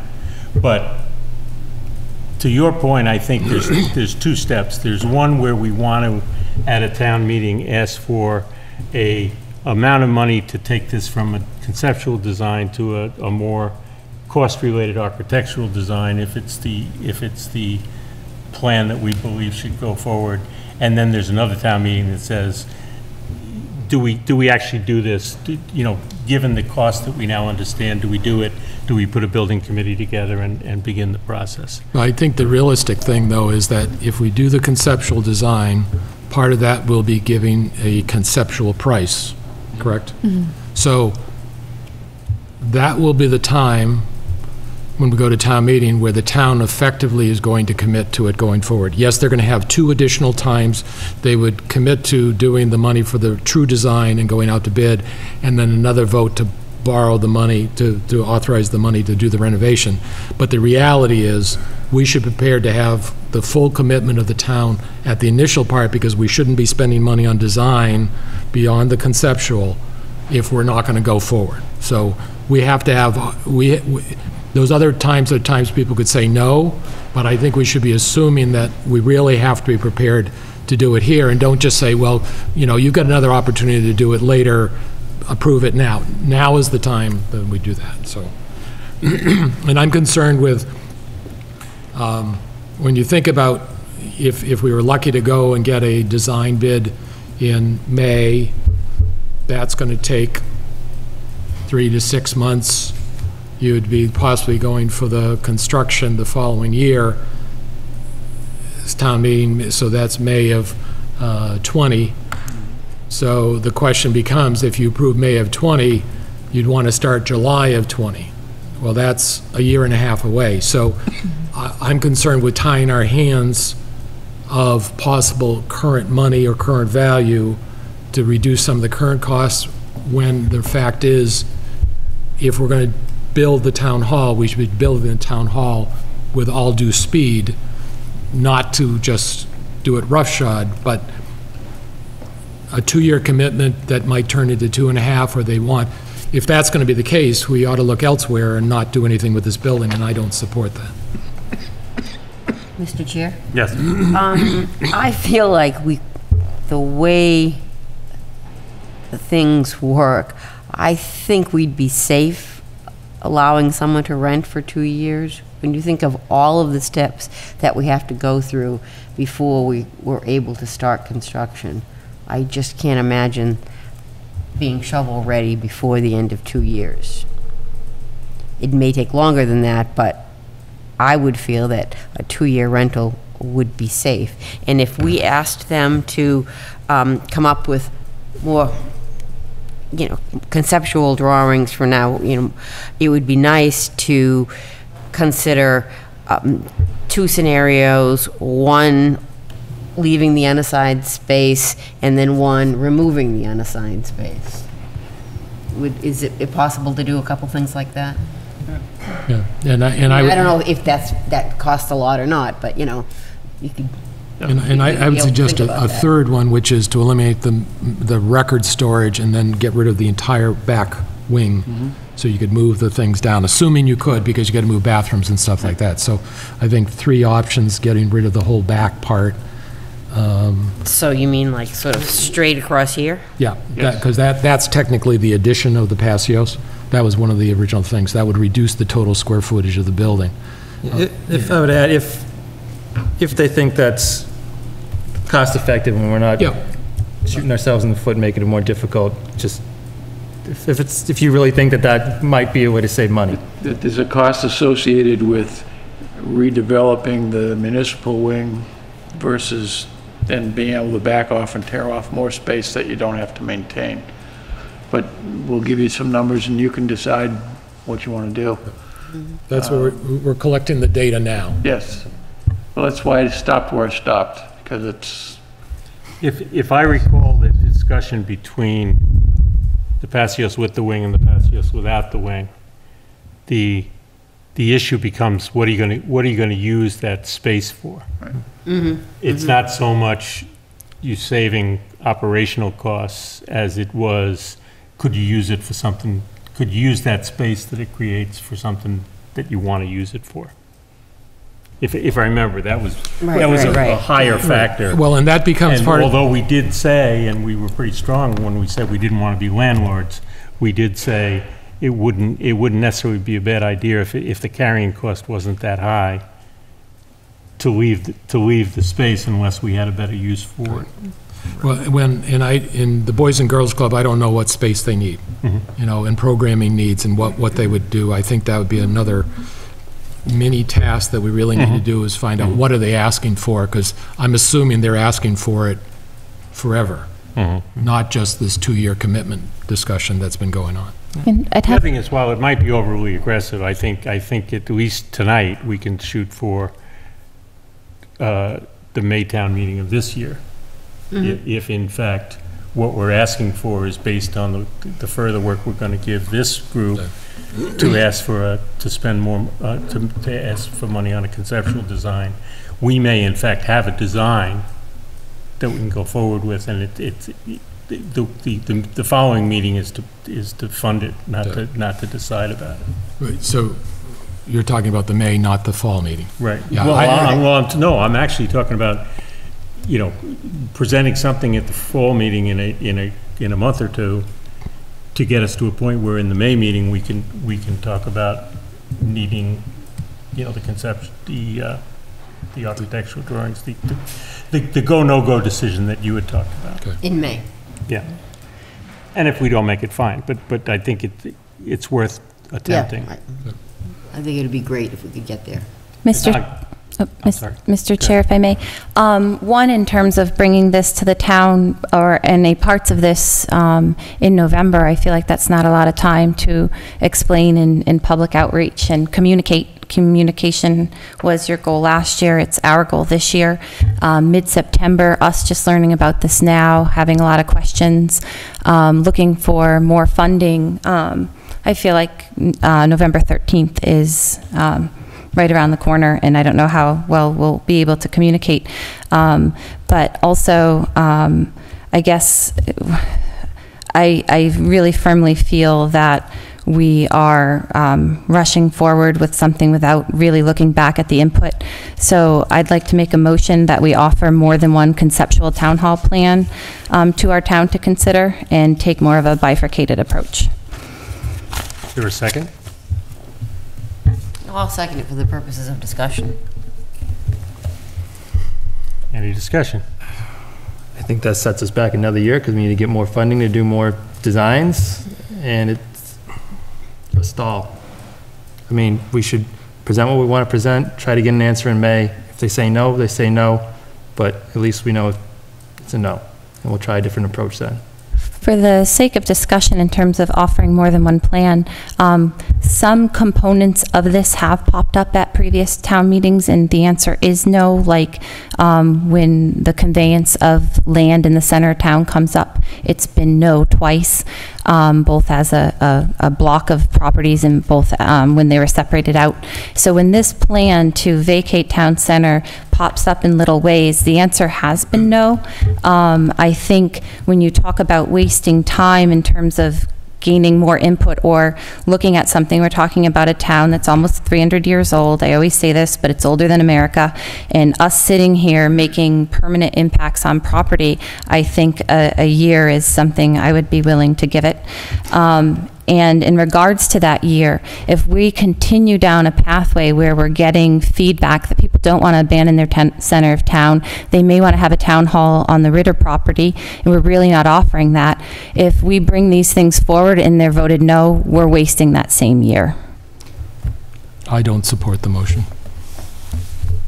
Don't either. I believe that we've investigated this and brought several concepts forward and been asked with support to get some more data. And I think that we've gotten about all the data we can get at this point for this particular concept. If somebody has an alternative concept that's been as well thought out and as well researched, and all the money that we've spent getting this far, Can you quantify the money we've spent? That's a good place to start another 5-year process, but I would not support that motion.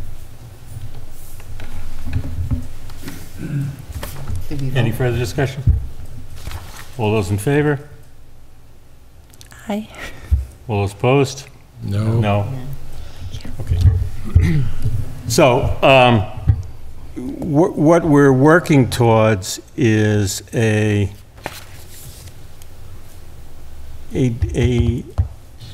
design plan that we can bring and share with public outreach for this is what we've said we were going to do. This is the additional data we've gotten. This is the input we've taken from the various charrettes for other things that should be components of this. Mr. Chair, if I may, I've been to every charrette, and I just don't think we're really taking in the input we got there, which is a lot of people support continuing to use buildings in the center of town. So I just don't like when you say we had the charrettes and therefore this is the plan without dissecting. We'll use whatever input we have from the limited number of people that have attended the input sessions we've asked for. At the same time, we're making a proposal that the town will be able to vote up or no. So I'd make a motion that we approve the conceptual plan and ask for some added options of eliminating the unallocated space, secondly, eliminating the record space and moving the things down to possibly consider eliminating the space behind. And was there another option that we wanted to have? As is. As is? Mm-hmm. Yeah. With those three options. And I don't know whether this needs to be part of the warrant or not, but I would like us to kind of look at the, when we look at just the Passios, the difference between trying to cover its operating costs, because the current operating costs are like $65,000 if you don't. But I don't see that as part of our tonight's agenda item. I think that's another agenda item for next week. You're talking. Fair enough. I'm just talking about our town facilities. I want to get additional information. I want to find out what it's going to cost as is with the proposed, with some reductions, because I actually think we may find that doing it as is probably going to be just about the same and gives us the records on storage. And then we can come back and have the discussion about, I agree, with 2 years based on the way the town works, Okay, different discussion. Yeah, I'd second Bob's motion. Any discussion? Yes, please. One thing when we talk about putting town hall on the site, our town manager said she spoke with John Launder and the superintendent, and I noticed she didn't mention speaking to the police chief. I've worked a lot on student safety and security, and I've spoken extensively about this project in regards to student safety and security, and a more restrictive environment is always a safer environment as it pertains to the school campus, and we're dealing with an extraordinary amount of our students right here. And in particular to this, and I mentioned it earlier, is I'm highly concerned, especially as we continue to think of more and more uses and more tenants and people, is the traffic flow into this centralized area. We have a situation where, whether the Boys and Girls Club is here or where it currently is, all the students that walk through this area at the end of the day to access the library, the playground, perhaps someday the skateboard park. We have this beautiful school campus setting, lots of athletic fields, lots of children coming and going through this space. And we're using Memorial Drive, which sometimes we shut down to have our own fairs, and then the other two access points to this, not just town hall, but this extraordinarily busy multi-use community kitchen, who knows what, comings and goings. Is the main access is the school's driveway. That's not a road. And during drop-off and pickup, there's a tremendous amount of cars congregating to do safe drop-offs and pickups. And so I don't understand how we put this 55,000 square foot project here, and we could do conceptual designs of a building and conceptual costs, but we're not having the conversation about community impact. And that's why I go back to bringing in people like the police chief, talking about the school campus, talking about this roadway that is really a driveway for the school. To access some of these parking lots, you're using a school driveway. This is not a roadway, it's a driveway here. So I really want to look at the impact, not just of, I mean, I don't understand why a town wouldn't look at the impact of this on the school and the impact of this future land on possible future schools. I'm beside myself that we make a decision like this, that this land or this building could be overflow for crowded schools in like 2 years. And we'll be like, wow, where do we put, we're overflowing, now we're going to start buying those trailers for classrooms, and we actually have a school right here on site. So I just don't feel like we're really we're really looking 10, 15 years out and the impact of putting town offices here when we have town office buildings in the center. Mr. Any Chair, further may I? discussion on the motion? One question I have is, the primary school is not on this campus. A future school does not have to be located on the campus. We put the primary school separate. Correct, and that's at usually a lot of additional costs because it requires additional busing to have other campus sites, additional security if we move forward with other school resource officers. We're having a discussion on the motion. No, at the moment. I mean, she was able to put her input on the primary school, but with the primary school having its own location, whether it's the principal, vice principal, and really comes down to like a school psychologist, the school nurse, when you have off-site places, they can't collaborate and share. And so every time you put a school in a different location, you are really needing an extra of everything rather than consolidating some employee services. So, You know. and then you have to buy the property off-site too. So we'd have to spend millions acquiring land that, in this case, we already have. So there's lots of costs associated with just plopping a school somewhere else. Could you repeat the motion? Motion to, good question. Elaine, I hope you got it right, that we approve the conceptual plan and ask for 3 options. The plan as presented, what it's going to cost and what the further work on this. The elimination of the whole back wing, or with elimination of musical records probably, or just the elimination of the unassigned space. Thank you. All those in favor? Aye. Opposed? Aye.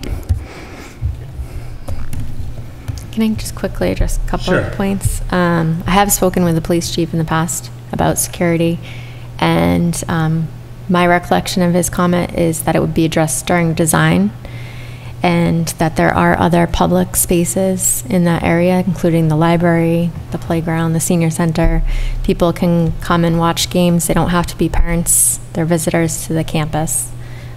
So Correct, off school hours versus on school hours was part of the conversation I had with him. I mean, we've been at the same meeting, so I don't need a condescending answer. I wasn't being condescending at all.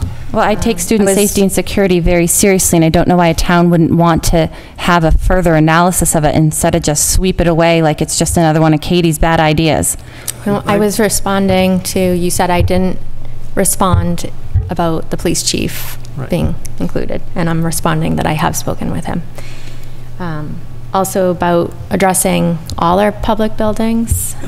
We do that through the capital planning process. We have talked about Turkey Hill to a large extent. The school facilities director has presented a capital plan for all the school buildings, and that's been included in all the capital planning meetings as well as finance meetings. So it has been a large part of the conversation. Thank you. No, the Turkey Hill is a concern. They actually took kids off-site during the heat and humidity because the air quality wasn't sufficient in the second floor. The past couple of weeks, my children watched movies in middle high school instead of having class. I'd like to thank Mr. Leineck and ask him if he believes he can achieve what we've just asked him to do. I have one question. Are we going to have students in this building or not students in this building? The ACE program is I students. understand. What I'm asking is, as I go forward, should we still plan that there will be students here?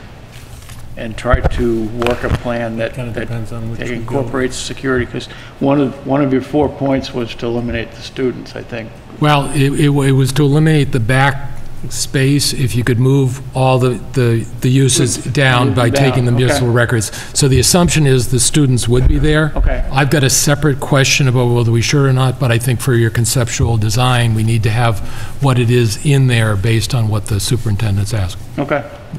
And I was Just for thinking, clarification, though, I think this, any student, with that option, taking the back off, the only student interface would be with the administrative offices No, of the superintendent no, if and you- the ACE program. Because it's not an ACE classroom, it's an ACE office, am I correct? Oh, so oh, it's, it's yeah. the classroom, though. I think It's the classroom. It's 18, Okay, 18 okay, 18 I'm years sorry. old and I'm plus. sorry, misunderstood that, all right. At any rate, Because when you look at it, obviously think about security and access and keypads or whatever you need to do to keep them safe. Okay, so I'll make a decision whether classrooms are going to be here or not based on what the rest of the, Yep. Certainly classrooms would be in like where the municipal record storage now is, right? If you got rid of that piece, it would kind of that probably wing, be in in that that wing, space, yeah. right? right, well, that's In that where it way. would have to come down to, right? Yeah. it's- And this okay. is a real question. I know people get adversarial with me, but the ACE program uses the gym, and I think there's going to be certain legal and functional problems moving students throughout the space, and I think it's just important to really consider all those things. Well, I mean, It may look like an okay puzzle on paper, but in actuality, with laws and safety, it may not really fit together. I mean, it is something the superintendent requested, right? Yes. So we're working with the superintendent's request. Yep. Okay, Okay, thank you very much. you're welcome. Thank you. So I'm going to close our workshop for this evening. I think that we'll obviously continue these discussions, probably not in a workshop format for the next couple of meetings, but as part of our ongoing agendas. All right? I bet we will. Next item I have is normal minutes. We don't have any? Normal minutes. Well, we're going to do executive session minutes. Is what we do normal? I don't know. Are we talking about the minutes from the 21st? We are talking about minutes from the 21st and the 14th and the 22nd. Oh, no, that's executive session. That's executive session. Just the 21st. In the department reports for the fourth quarter financial report, I have it as page 14. The sentence reads, on the revenue side, our local receipt estimate was $527,353 than what we had estimated. And that doesn't make sense. Should be So it should be more or less. More than. More than. So I request that more be put in there. Okay? We don't need a motion on that, right? We'll just adjust the minutes? If it's that simple, yep. Yeah, okay.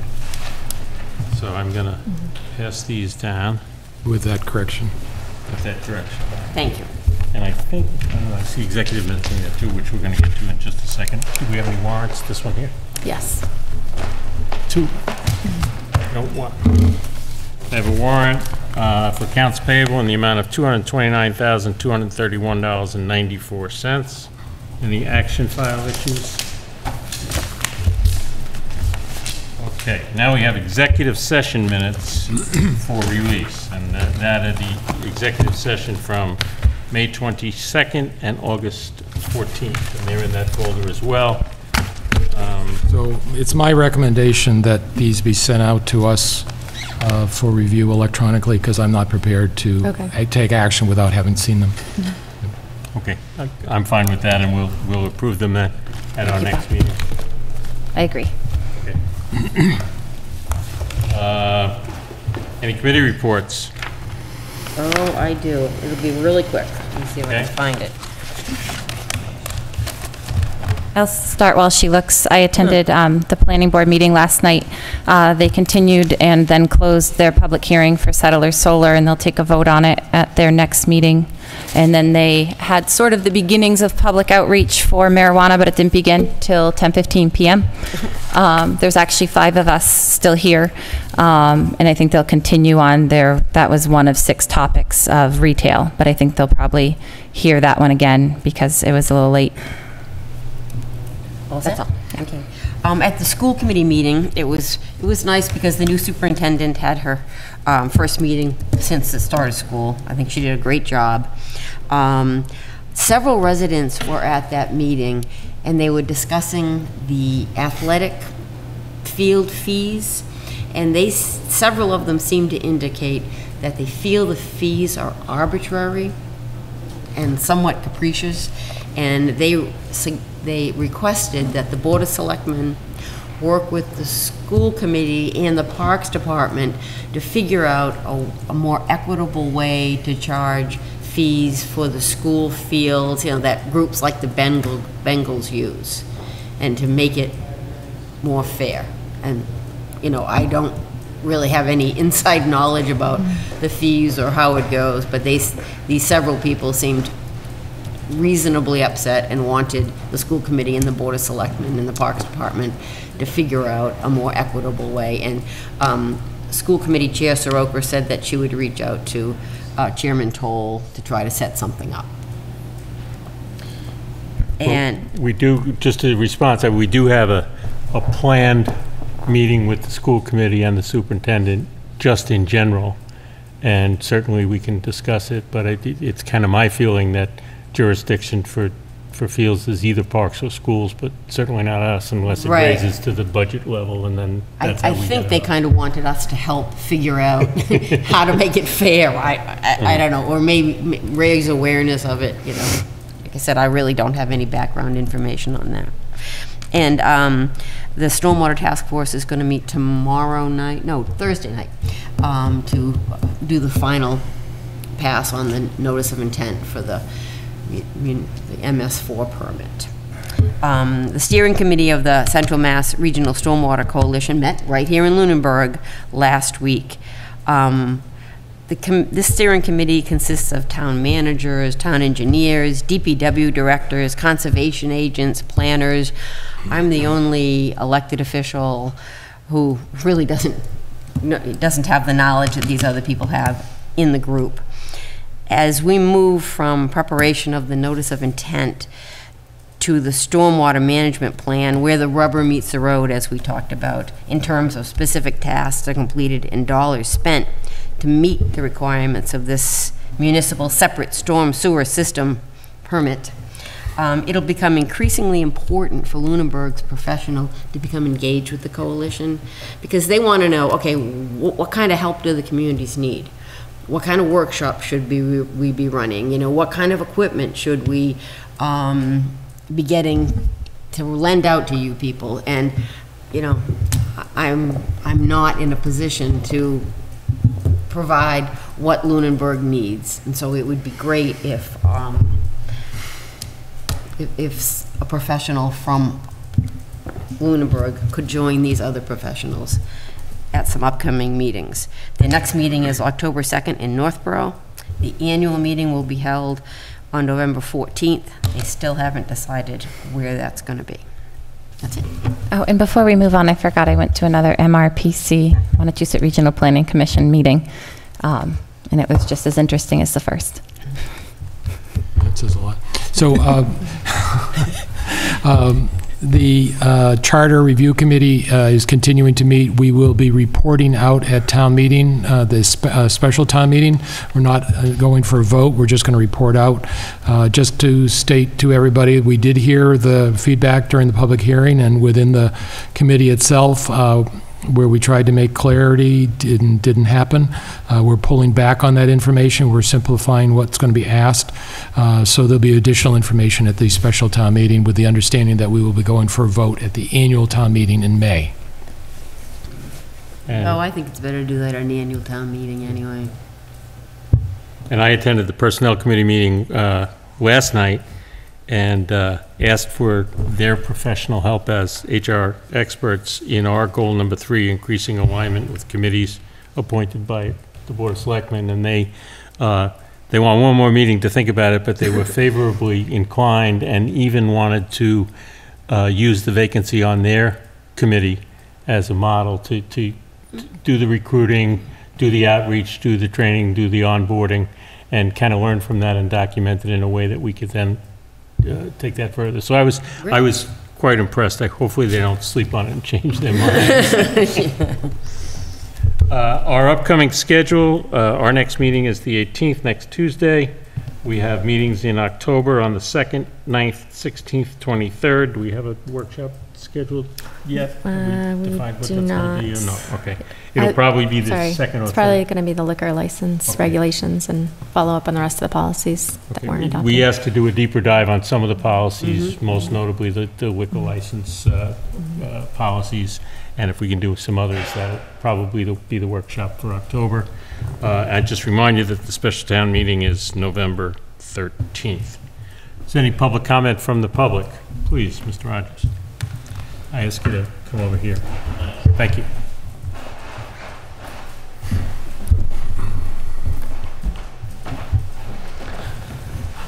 My name is Dave Rogers. I live at 82 Highland Street. And I can't tell you how confused I am and how unhappy I am with the way things are moving along with our facilities problems.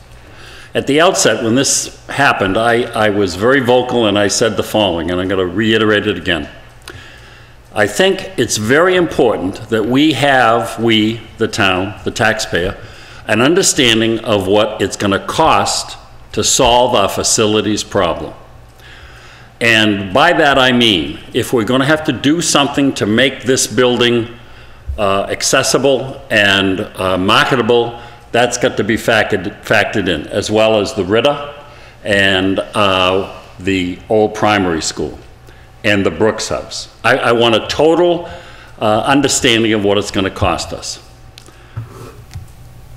I'm happy that the architect is not here, because I would not want to upset him, but I got to tell you, that which Mr. McQuaid presented, I think 2 or 3 years ago, about what could happen in that space over there is far and above anything that was presented tonight. It was just a sketch, and I was very disappointed.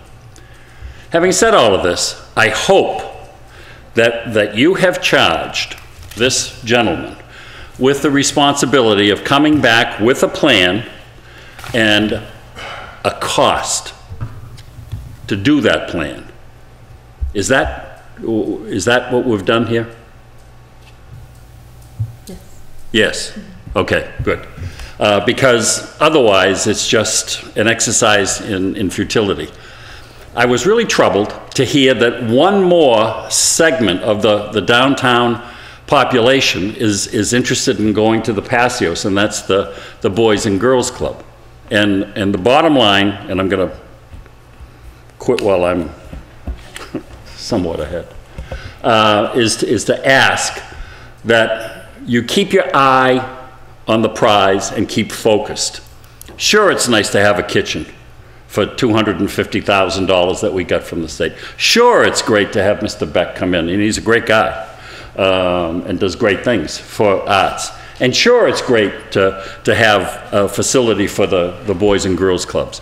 But the primary function that I heard was this: it's no longer acceptable for people to come and do business in various locations.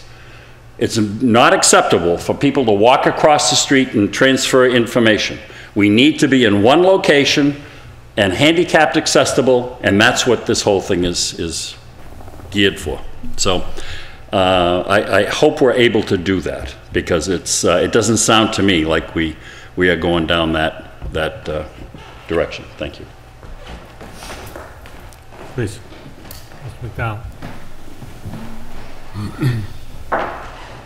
Good evening, Dave McDonald, Island Road, Lunenburg.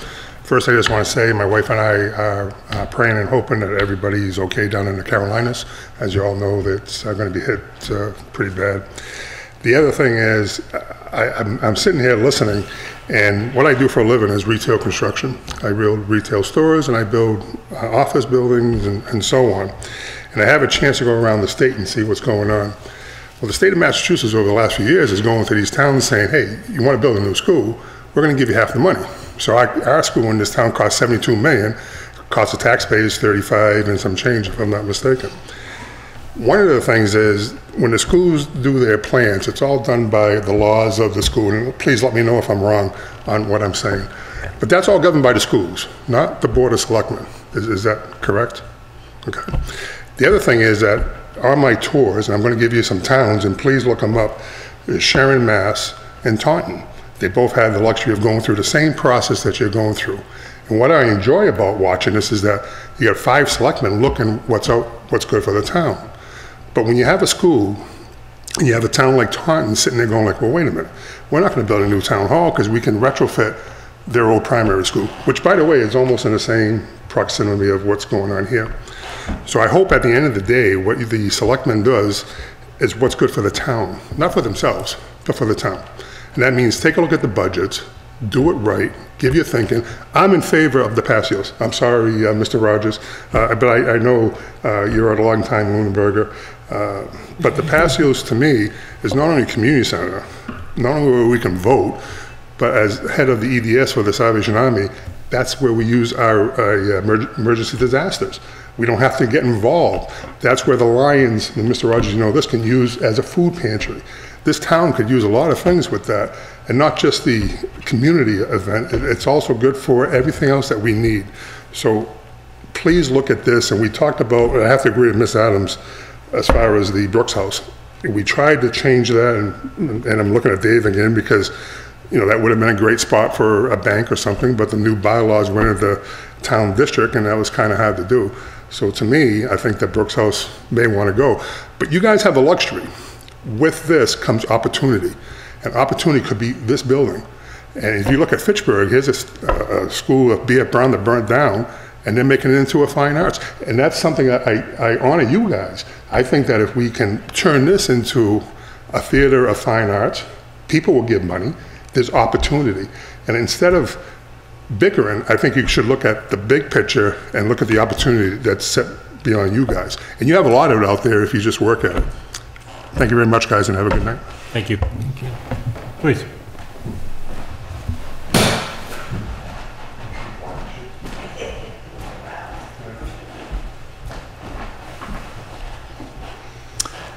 Good evening. I'm glad I stayed till the end to hear the two of you.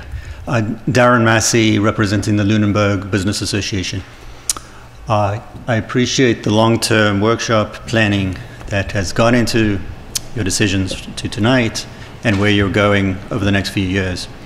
That being said, I just wanted to make a few points as regards Mr. Beck and the Revolving Museum's request.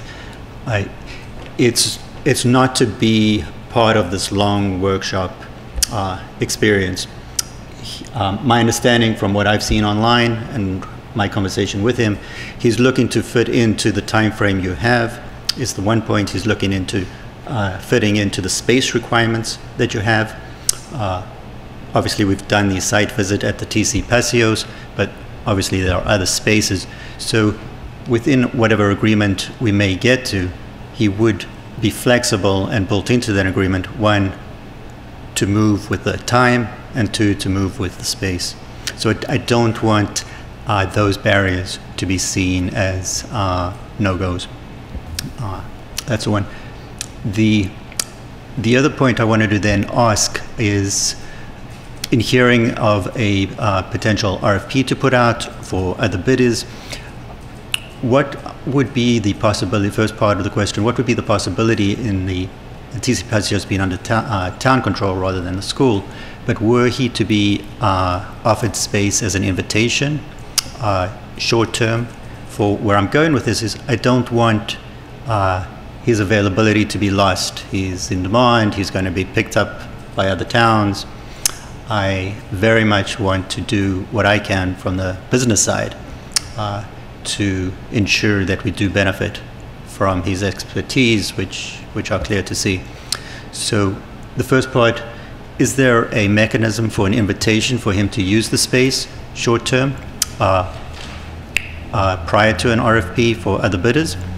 And then with the RFP, could the bidding process be initiated?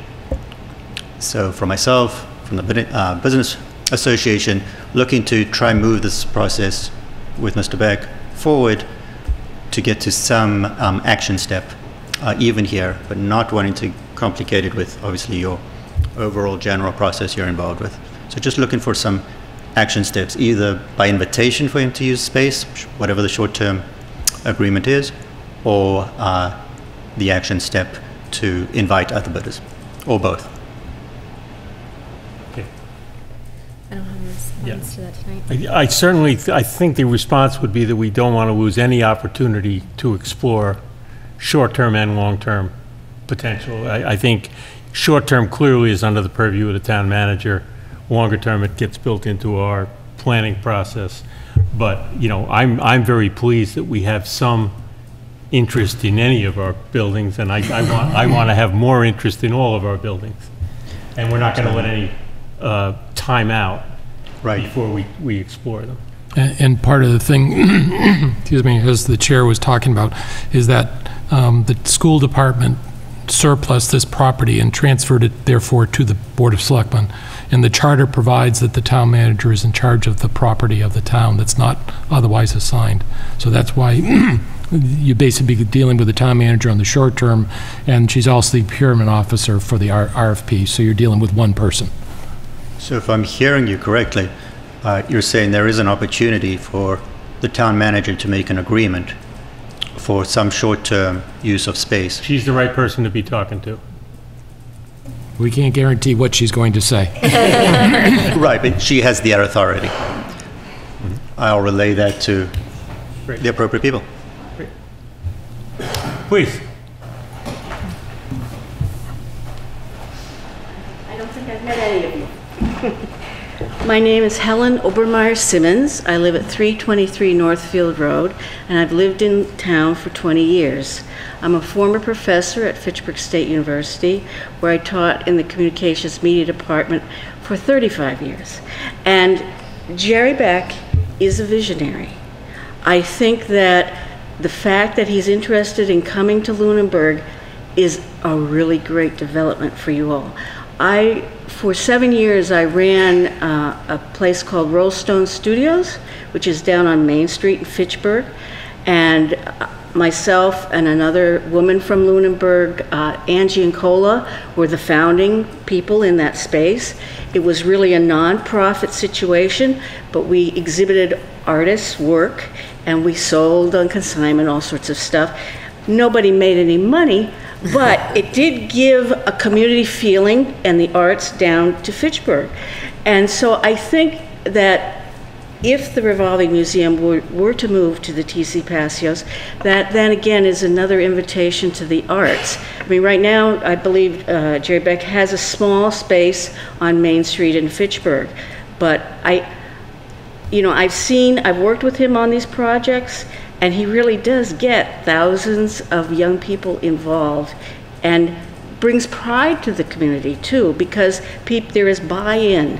Right now on Main Street in Fitchburg, I don't know if you know the building blocks wall, but it's little squares that, hundreds of school children and artists contributed their artwork to that. They put it up in a mosaic pattern. So I just want to encourage you all to really consider it seriously.